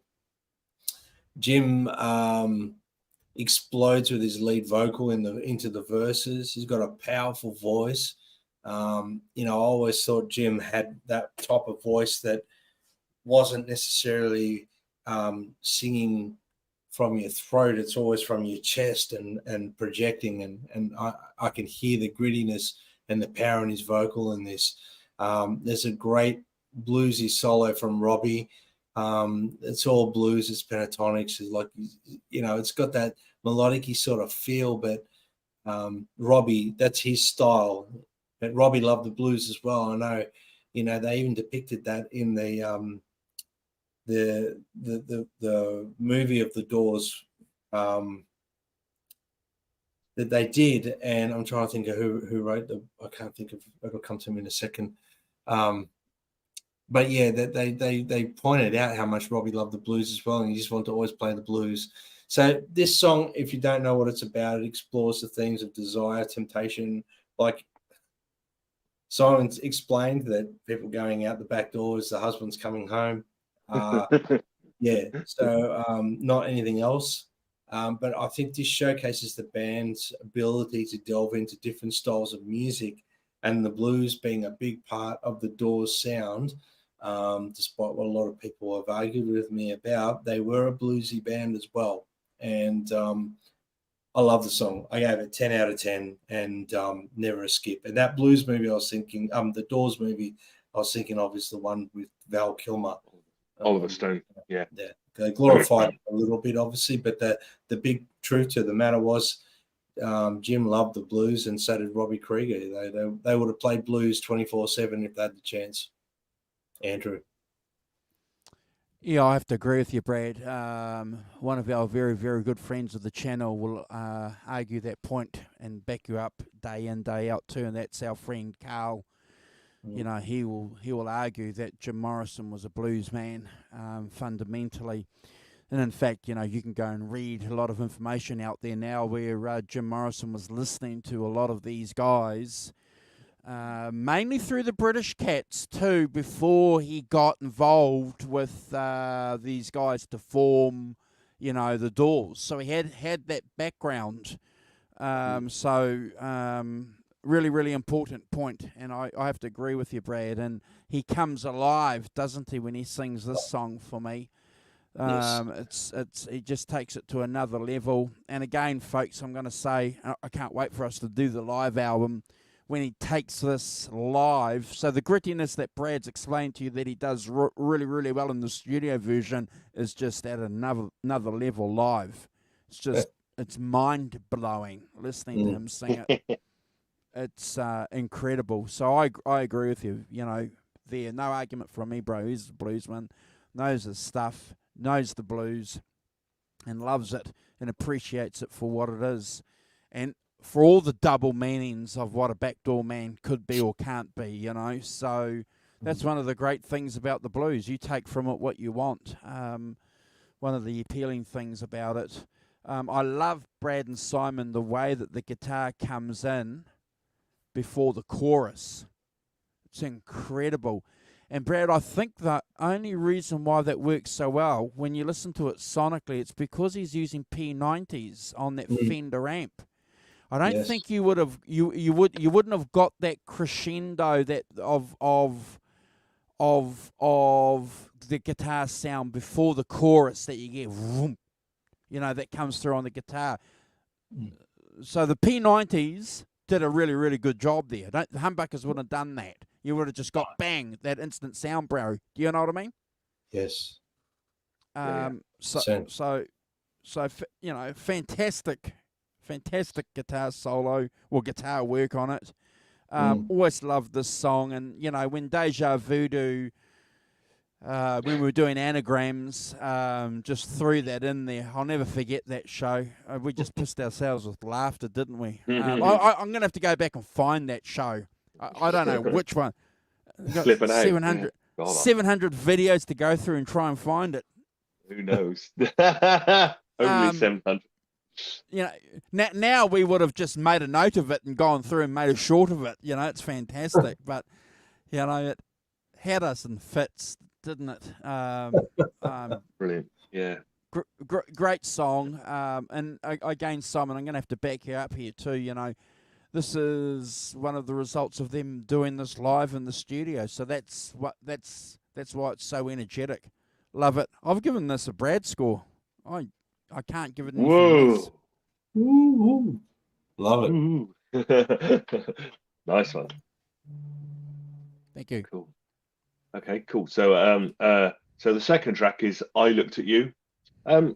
This is a much more kind of what I call a much more simple song in a way. It's a much more simple kind of 60s pop song. I looked at you, you looked at me, I smiled at you, you smiled at me. I want to hold your hand. Yes, exactly. It's exactly in that sort of territory. And what I was saying about the two sides of this, but some of it being in a very kind of, you know, simple 60s pop kind of single sort of thing, and as contrasting things like Light My Fire. And but you know, I think that it's you know, and we're on our way. No, we can't turn back. We're on our way and we can't turn back because it's too late. You know, so the you know, the fame train is running, and we're on it, and we're going places, and I think that's what this song is about to myself. You know, it's got a really good tune. You know, it's got a great melody. You know, I think, you know, as I said earlier, you know, the Doors can pick a melody, and it's got the arpeggio guitars and the keys, and you know, it's got the bass guitar on it. So clearly a bass guitar on this, not Ray Manzarek doing his bass keyboard stuff. And classic 60s pop song with cool middle eight, a little false ending as well, and a nice little descending melody to end. 7.5 out of 10 from me. Never a skip, on a contrast to what's gone before. And so never a skip is you know, it's part of the light and shade of the album, and I think this is light of the album. Guys, while you got one, just kind of 2 minutes. I need to go and do something. All right, I'll be back. No problems. So I Looked at You, Andrew. This is more of an upbeat and straightforward rock song, pop song, like Simon alluded to. It's got that catchy guitar line from Robbie. It showcases the band's ability to balance intensity with melody. I think it's got a straight up pop feel to it, but the way that the Doors do pop. Does that make sense? I can't really word that correctly. I think it's got great solos from Ray Manzarek. I think John Densmore's drumming in it is outstanding. And I'm, you know, Simon mentioned the, or was it you mentioned the I Want to Hold Your Hand thing? I'm hearing some very Ringo Starr style drumming there from John Densmore. So that maybe that was a conscious thing or a subconscious, or who knows. but they were definitely going for more of a pop feel with this song. Tin's vocal, again, outstanding. I think it's a bit of a forgotten Doors gem, this song, I'll be honest with you. I gave it an 8 out of 10 and never a skip. Andrew? Yeah, look, I have to agree with you, bro. And thank you for sending me that link to our messenger. When the Rock Professor comes back, I'll put it here in the chat for folks to go and check it out. I agree with you. It's a pop song that the Doors are doing. It's a classic 67 pop song. And that's not a bad thing. You and I and the Rock Professor have said that, you know, writing pop songs and for us to identify something that is a pop song, like 20th Century Fox, I think, was one of the singles, wasn't it, off the album too, you know. So you got to have, you know, these kind of songs to sell an album. Catchy melody. I've got that note here from the Rock Professor. Lyrically, bro, there's nothing going on here. There is nothing lyrically going on here at all. So from that point of view, in my opinion, it's a filler because there's nothing there that gives us any like weird scenes inside the gold mines kind of like lyrics to go and dig deep with. You know what I mean? There's nothing going on. So I've given this 6.5, maybe 7. I'll give it 7. I'll give it 7 out of 10, bro. Give it a 7. Give it a 7. I'll give it a 7. but fully aware and conscious of what they're trying to do with the song in 1967. So, you know, that's not a bad thing, you know. It's not like Glad All Over or you know, yeah. Let's make a quick note, Andrew, that, you know, every band has songs that they're proud of that not necessarily would be like a hit song either, and we might look at them as album fillers or whatever, but they might have been proud of that too, you know. So correct. That's why it's on there. Oh, well, absolutely. You know, they may have gone and said, "Hey, I've written a pop song, Simon. Check this out." Yeah. It's a great album song. Well, let's put it on. Yeah. It's taking the influences from everywhere, isn't it? You know, it's not just the heavy kind of poetic stuff. It's not just the blue stuff. But, you know, if you look at what else is happening in, you know, 66, 67, you know, there is all that kind of pop stuff and that's going on as well. And I think that it's, you know, that you're going to reflect that, isn't it? Some of it's going to seep into what you do, kind of thing, you know, put through the Doors filter. And, the fact that we're not giving it, you know, it's not one of the important songs from the Doors in one of my books, it isn't, doesn't mean it's not worthy of its place. So you've got, as I said just now, you've got to have the light and the shade on an album. You know, you can't just have shade. Well, you can, but it's much better these days. You have a variety of songs, a variety of different styles, variety of different, you know, things that they say and stuff. And I think that's important that you have. I looked at you, and you have a Backdoor Man, and you have a Light My Fire. You know. Thank you, Crime Vlog Weekly. Good morning. Yes, from London. Oh, a fellow UK person. Excellent. So welcome indeed. Yes, very cool. So yeah, I think, you know, that it's absolutely worth its place, you know, and you've got to have, you know, on an album, you've got to have the ups and downs and the arounds and the arounds, haven't you, to, you know, to make it an interesting album, to make an album you want to listen to. And I think, you know, we are, you know, I said before, we are moving into the era of the album with this, you know, this sort of thing, you know, and when people programmed albums, it wasn't just, you know, the next, you know, I've got the singles and then a few other tracks and things. I think it's, you know, important that we're arriving in, you know, 67 is the beginning of the albums boom, you know, when albums started taking over from singles. So I think it's important. Anyway, track 3 is End of the Night. So the End of the Night is essentially a psychedelic track. You know, it's a pretty straightforward song, but it has a bit more of the kind of lyrical content that we all love from Jim. It's it's a kind of, I've read it, you know, it's like a confession of Jim Morrison's aims in life. The end of the night was his aim, through many ways of speeding up to his his death, kind of thing. You know, packed in many lifetimes in his 27 years. But apparently, some of the lyrics, the title lyrics, were inspired by the 1932 French novel Journey to the End of the Night by Louis Ferdinand Céline. So, I mean, the lyrics, you know, if, you can have a look. I mean, the lyrics: the realms of bliss, realms of light. Some are born to sweet delight. Some are born to sweet delight. Some are born to the endless night. I've taken almost verbatim from a poem, The Auguries of Innocence by William Blake, which includes the passage, every morn and every night, some are born to sweet delight. So, you know, it's you can't say better than that in my books, you know, taking from Blake, William Blake. And again, it has a kind of, you know, it's a different vibe to previous songs. It has a kind of, you know, woozy guitar, and you know, kind of spooky keys. It's got an atmospheric song, isn't it? It has a kind of atmosphere to it, that dramatic. And you know, Jim sings, you know, in that melodic singing voice that he has, one of his voices that he has. Nice guitar solo, dreamy, woozy guitar solo, right? 1.5 minutes in, and a nice tremolo organ.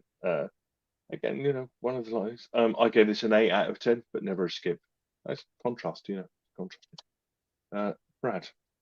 Yeah, well, end of the night, I've put a moody and atmospheric track.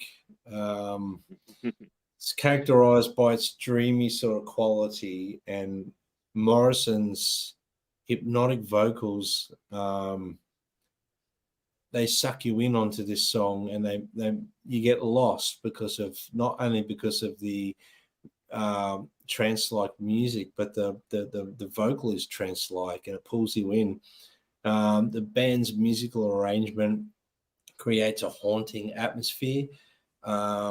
We definitely hear another quality to Jim's voice in this song. The song has dreamy guitar playing from Robbie, includes some slide guitar. So there's some slide guitar stuff going on there. It's drenched in reverb, or that echo chamber that you know, is well known for Sunset Sound recording studios.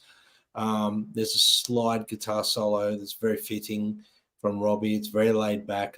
He's not trying to set the world on fire or anything like that. He's just you know, it is what it is. It's just a solo that fits the song.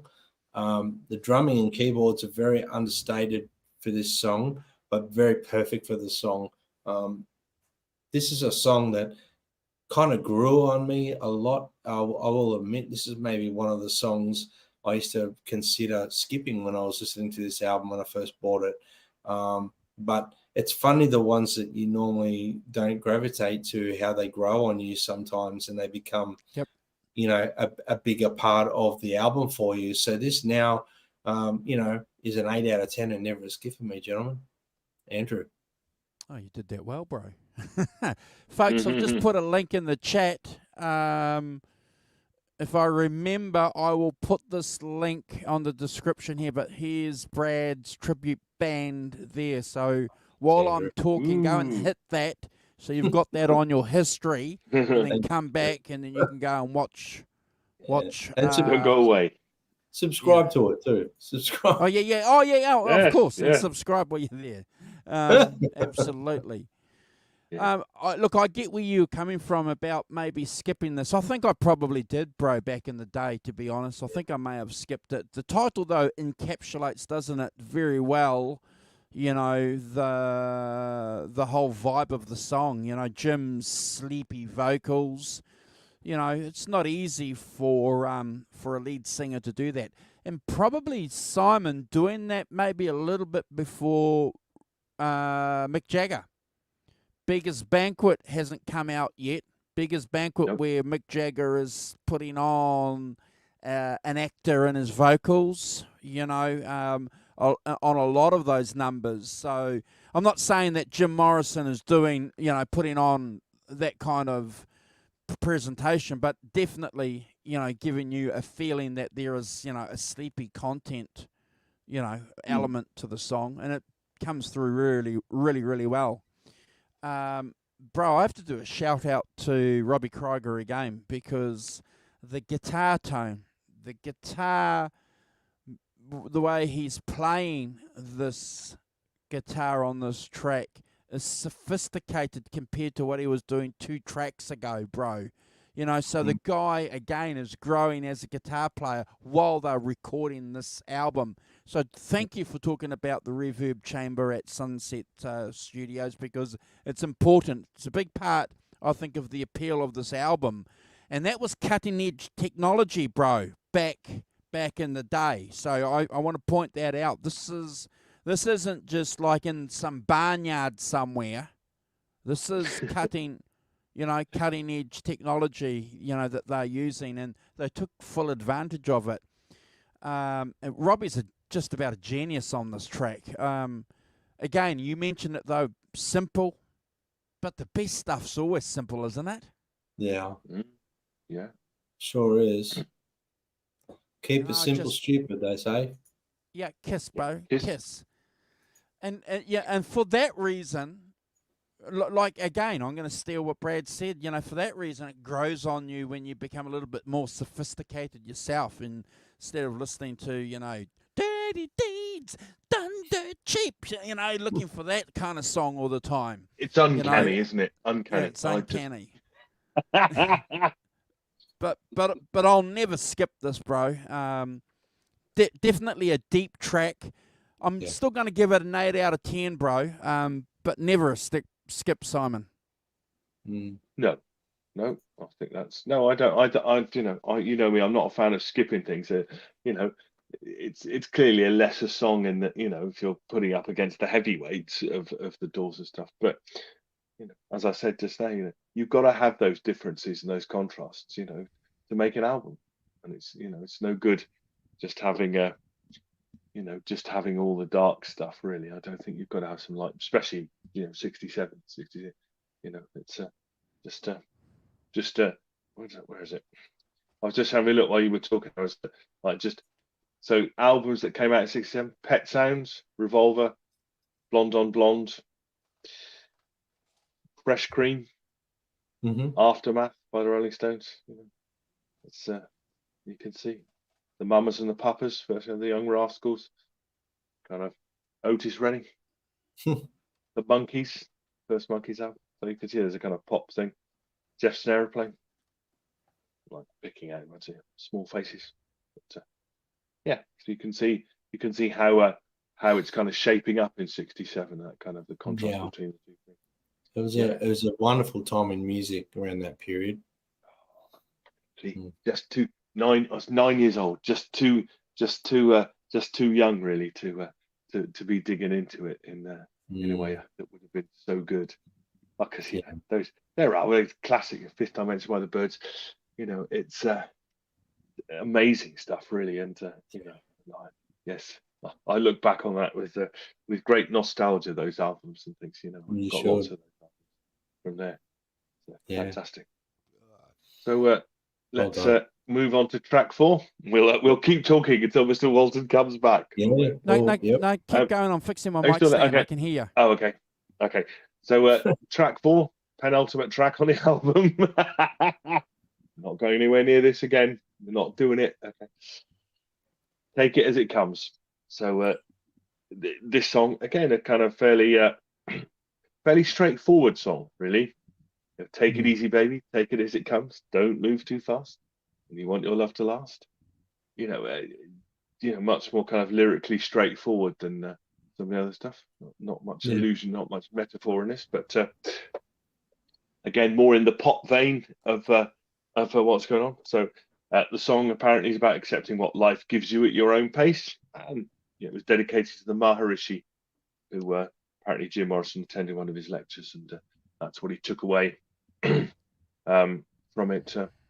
There's a lyrical similarity between this and the Birds' Turn, Turn, Turn to every season. So, We've got Charlie. We've got Charlie in the chat.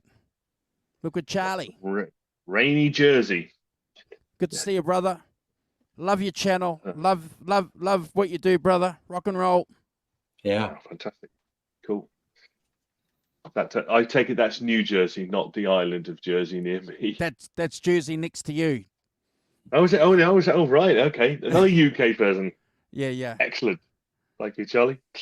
Good to see you. So, yeah, the lyrics, as I've said, it's a time to walk, a time to run, a time to arrows out the sun. It's clearly that sort of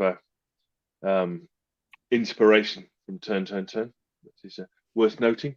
I think aim your arrows at the sun is more of a Daedalus and Icarus illusion. I think flying too close to the sun will get you burned. So that's my take on that. That's again, as I've said, kind of quite 60s organ sound and melodies, kind of quite a sort of the pop end of what the Doors do. Drums and bass. I think it's actually got a bass on it because there's a bit of a bass solo towards the end. Again, another song with Larry next door playing bass and a nice little organ solo as well within the 2 minutes that I'm all for 2-minute songs. It's fine. Get an idea, do it, out, gone. I give this an 8 out of 10, but never skip. Nice little contrast. Brad. Yeah, look, I've always liked this song. It's got that catchy sort of upbeat rhythm. It's got a memorable sort of guitar work there from Robbie going on. But it really showcases the Doors' ability to craft radio-friendly rock tunes. I felt like this was a song that may have been, focused more on trying to make it like a radio-friendly song. Whether it was intentional or not, I guess we'll never know. But that's the vibe I get from it. It has a wonderful keyboard solo from Ray Manzarek. Jim's voice on here is performing like he's in a theatre show. He's very theatrical with his voice in this song. We'll get into that a little bit more as well in the next track and whatnot. But, he's definitely, taken on more of a theatrical role vocally in this song. Great bass line, like you mentioned, Simon, and the drumming in the middle section. I think that is sort of like the highlight of the song for me. Great second last song. We won't go on about the debunked theory there anymore, but the great second last song and a very catchy song for a second last song. I gave it 8.5 out of 10, guys, and never a skip. Andrew. Oh, I got to disagree with you, bro. I think this is the song that could put the rock professor's theory back on track. All right. You can have a theory that works half the time, but not the other half. Yeah. According to my, observation of things, in this postmodernist world where there's no more meta theories, it's all about, who we identify with and what we want to do and how we feel and all that kind of stuff. Yeah. Is that getting political? Yes. No. Okay. All right. Sorry then. With the small political. Oh look, it's another little ditty, isn't it? It's a radio ditty. It's got that commercial feel to it, unashamedly so. Again, we're not going to kick them in the nuts for that, are we, Simon? Because it's what bands were doing back then. It was about selling records. Got to remember that. It was a business.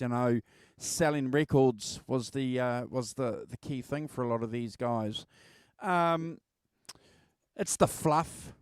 It's the fluff before the main course. It's the entree before the main course. Simon, 7 out of 10, never a skip. Whoa. All right.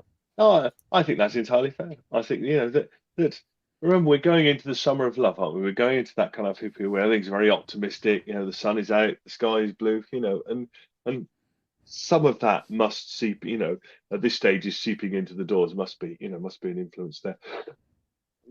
As well as the heavy stuff that we're about to get to. But yeah. Well, this album is 4 months before the Summer of Love. Is that correct? I think so. So this is one of the albums that they're listening to during the Summer of Love. Mm-hmm. Not a product yeah. of it. It's an instigator of it. Yeah, it is. Yeah, part of that kind of the vibe that's in the air, isn't it? That I noticed that Armed with Harmony said put up top 100 in 1975 is I'm a Believer by the Monkees, 6 is Like My Fire by the Doors. So you've got that very kind of pop Monkees thing going on as well as the Doors. A good point, really good point. So the last track on side 2, the other really long song on here is The End, which is recorded live in the studio. Apparently they did 2 takes, and this is one of them. So and was pretty much how they did it live. I think there's no doubt about that. It's a it's a modal drone song, isn't it? It's got that kind of modal, that Indian. Apparently it's in Mixolydian mode in the key of D, and incorporates aspects of Indian music. And Kruger's using an open guitar tuning on it, which he learned from Ravi Shankar's music lessons at the Kinara School of Music in LA, to create a sitar or a veena sound, which enhances the raga rock mood. Which is I think clearly you can hear that drone thing. That's fantastic.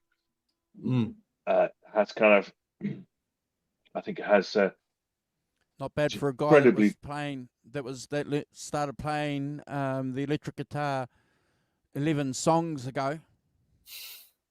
Yeah, absolutely. Yeah. Yes, completely. I think that it is an incredibly kind of dramatic song. Moves through a lot of different places in its from beginning to end. It's 11 and a half minutes long. It's dramatic. It's got that Oedipus section in the middle, the talking section in the middle. Infamously, it's got them booted out of the Whiskey A Go Go, but he actually went for it. But I would point out the fantastic atmospheric, the modal guitar, and the he's got bass, tambourine, in there, just kind of, very kind of atmospheric, fantastic singing, dramatic singing, and amazing lyrics, really, lost in a Roman wilderness of pain, and all the children are insane, which is a great commentary on flower power people. That's what Ray Manzarek said, so I'm believing him. And and he's got that, getting into the sort of Lizard King thing, ride the snake, baby, ride, the kind of atmospheric, spooky intonement of, and you've got things like The West is the Best, which must be some kind of Cold War reference, slipped in there. And then you've got that kind of the Oedipal bit, The Killer Awoke Before Dawn, dramatic, cinematic kind of music, clearly improvised and kind of, but just really dramatic and taking you to a very dark place. And then then it breaks out of that, into back into the modal stuff, and you get that kind of softer bit in the end. And then Morrison sings, "This is the end." Oh, and it's an extraordinary piece of music from 1967. It's extraordinary music, from wherever you're coming from. And I'd urge you to, read the lyrics, read the stuff in there. There's lots of quite amusing sweary bits at the end and things which they took out of the original. So this album does not have any of the sweary bits on it of Morrison shouting all the way. But I understand that later versions do. I don't know if you guys have got the later versions, but yeah, I've gone with the no sweary version because this is a family-friendly show.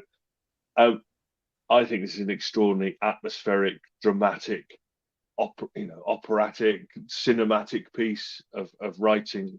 Poetic writing and amazing freeform music to go with it. It's 1,000 out of 10. For me, it's a super Brad score. And I take Brad what you said, and I'll reiterate. That start, turn the lights down, put it on, and listen to it. Headphones, it takes you to a place, and does something that very other Yeah, absolutely. Greg Manzini, Yeah, thinking same, he was feeling shocked after the first hearing. I don't blame him. It's same. I can't Craig imagine. Benzini, same thing. Yeah, Yeah. yeah. I can't even. It's an extraordinary piece, and I would urge it. Got 10 minutes today, 11 minutes. Listen to it because it's sit down and listen to it properly because it's amazing. Brad, I can't say any more about it. Ah, wow. The album concludes with the end. It's got like a cinematic sort of feel to it to me. Running over 11 minutes, obviously. The song is a journey. It's musical movements and landscapes. Includes Morrison's intense poetic spoken word section. Became one of the Doors' most famous sort of songs, most controversial, maybe potentially. I think the guitar work is outstanding. I think it's some of Robbie's finest guitar playings. His open tuning to, like you alluded to there, Simon, with the D sort of drone thing from the Ravi Shankar sort of thing, the Indian music that was getting popular at the time. And, the Beatles were experimenting with it. The Led Zeppelin were experimenting with it as well. There was lots of bands experimenting with this stuff. And Led Zeppelin's obviously a little bit later. But, I've always thought Robbie's solo after that line where it says desperate in a desperate land, that section there, the solo, when it kicks in, it's just like goosebumps. And I've actually got goosebumps thinking about it now. It's epic. The percussion and the drums on this song, John Densmore took a lot of time and energy to focus on what needed to be done on the song, I'm sure, before they recorded this. He leads the song through the highs and the lows, but from my understanding after reading his book, that he was following Jim's lead with where Jim was going with the song. And that was the wonderful thing about this band and the magic that was the Doors. It was like they knew each other. They just played off each other. There was this thing, the magic that was happening within the band. Simon, you mentioned that they recorded this live and like the rest of the album, and I believe they did 2 takes of this song, and the second one is the one we listened to on this record. But the drums are perfect for the song is what I'm getting at. And, I'm hearing on Abbey Road, I Want You, She's So Heavy, the same drumming as what Densmore's doing in this song. So there was a thing going on there with Ringo and Densmore. I reckon they admired each other a lot. I'll put it that way. Ray Manzarek, his organ work on this is hypnotic. It's trance-like. I mentioned before at the start about them being maybe one of the first trance music sort of bands, really, that were, taking you to another point when it came to music. And I remember when I used to perform this song with the Doors of Perception, like I mentioned, I felt like I was getting hypnotized. I was standing right beside the organs, the Fender Rhodes playing the bass and the Gibson keyboard. The sound was right next to me, and it was hypnotized me. I'm sure of it. It was like a trance. And I remember I used to felt like I was getting lost in the song, and I'd lose my place of where I had to be. Jim's voice in this, wow. His vocals are outstanding. He's a poetic genius. The song explores lots of highs and lows.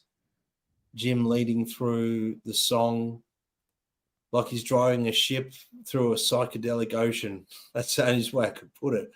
The Blue Bus is Calling Us. That section there is phenomenal, and all the sections are phenomenal, but that part when it comes into The Killer Awake Before Dawn, that part there is almost like a theatrical show recital. And then when they used to do this live, they used to actually stop and leave the keyboard vamping, and it would become like a theatrical piece. Hollywood Bowl is a perfect example. If anyone wants to go and watch that one, they'll show it Hollywood Bowl. That Killer Awoke Before Dawn is a very intense part of the song. The first time I ever heard it, I was like, wow, this is something that I wasn't quite ready for. For him to say he wanted to, Father, yes, son, I want to kill you, and Mother, I want to, all night. But according to, there was a lot of misunderstanding with Jim's lyric there, and obviously he was reenacting Greek drama according to Ray Manzarek. Yes, so it wasn't necessarily the connotation or meaning behind it. It had no relevance to him whatsoever. He was reciting Greek drama, and I know John Densmore in his book was mentioning something that he spoke to Jim about it, and Jim was in tears about it, that nobody understood him with this. And that's the book there. If you haven't read it, please go and do it. It's a great book there. Riders on the Storm. It's a great book. But I think that there is such an amazing piece of music, so powerful, shocking. Jim achieved what he wanted to achieve with that. He was all about shocking people, and his live performance, the albums that you've mentioned before, Andrew, the live albums, the two that you mentioned before, there's a lot of shocking things in there, and that was what Jim wanted to do. He wanted to shock his audience and make them take notice of what was going on. Like I said before, I think that there was 2 takes recorded. The second one's the one we listen to every day on this record. That the end was like a moment in time captured on tape forever. It's live. There's no 2 ways they would have not played this song the same way twice. That's a given. It's an absolute masterpiece. It's some of the band's finest work ever recorded, and definitely some of Jim's most important and poetic lyrics and vocals ever recorded. And I'm with you, Simon. I gave it 1,000, 2,000, 2 billion out of 10. It's probably one of the most important pieces for the Doors in their career, Andrew. For sure. Yeah, it's a masterpiece, isn't it? It's not very many bands can say that they've written a masterpiece on their first album. The Stones can't, in my opinion, on their first album. They don't have a masterpiece on their first album, but this band does. And I'm not going to go into any great depth. My co-hosts have already done that. I'll just remind you of one thing. The Doors with Val Kilmer, when Val Kilmer takes the part of Jim Morrison. Brad and I have spoken a few times about that film on this channel. I love it. I think it's a fantastic film. It's one of the best films I've ever seen, as far as a biopic for a musician.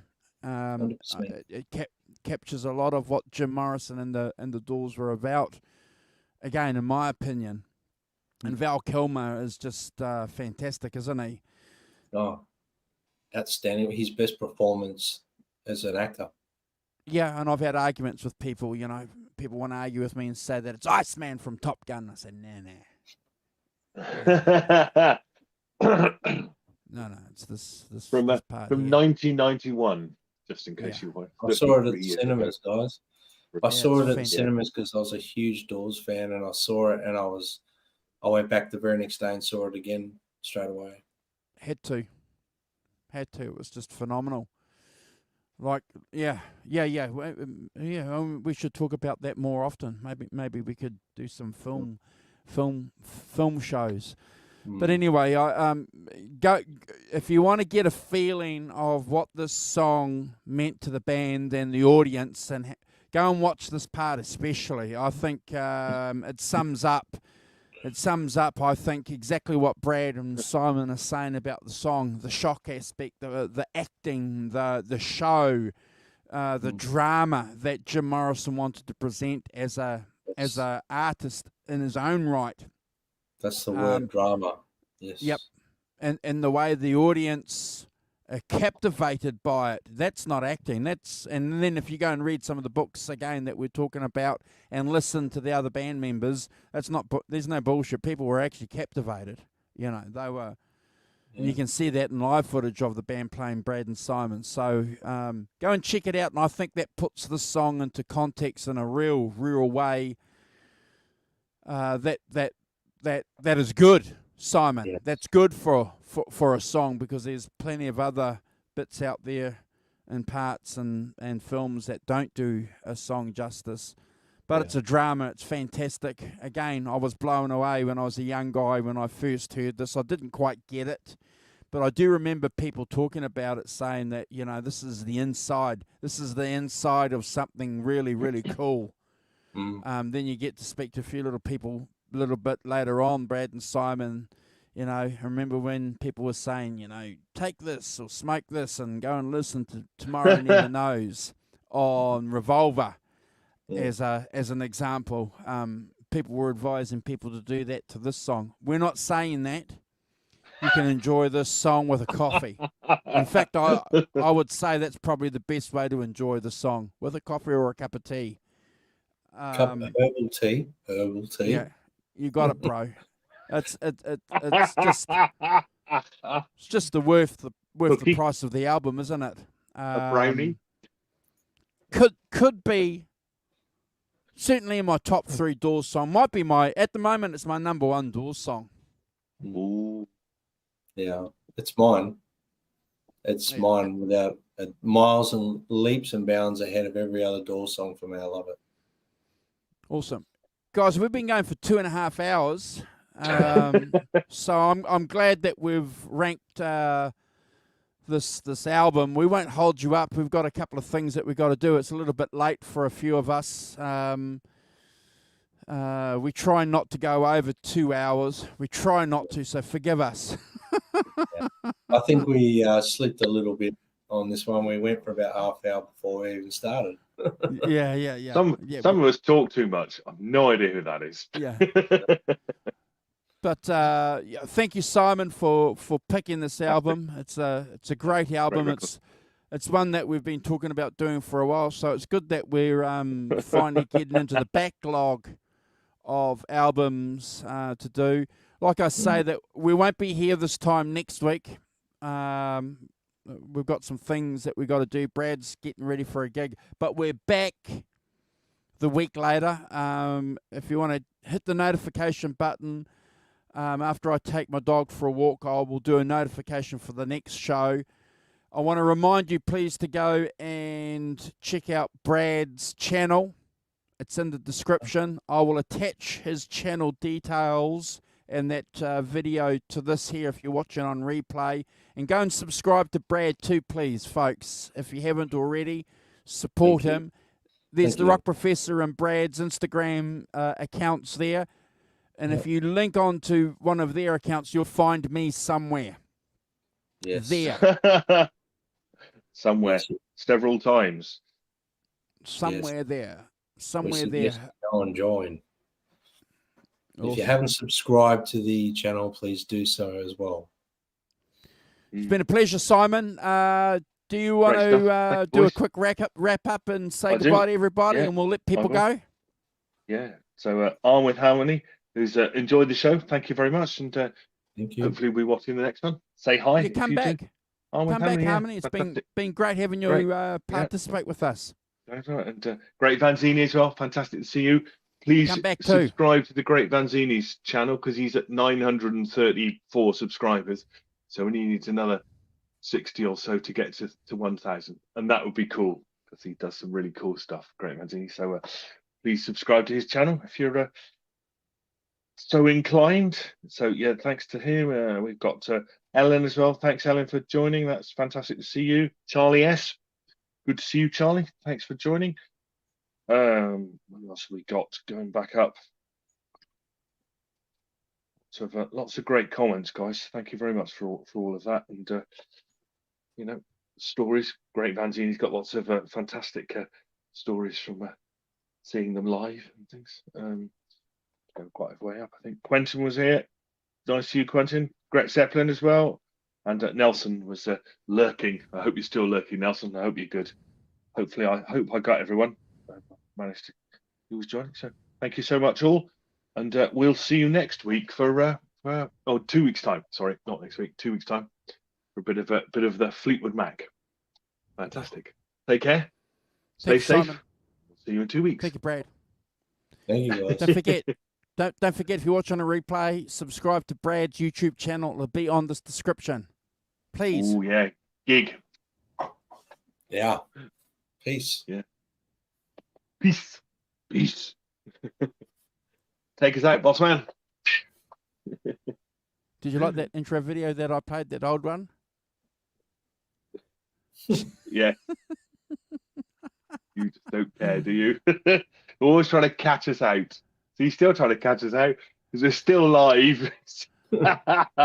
Hold on. We'll play this one.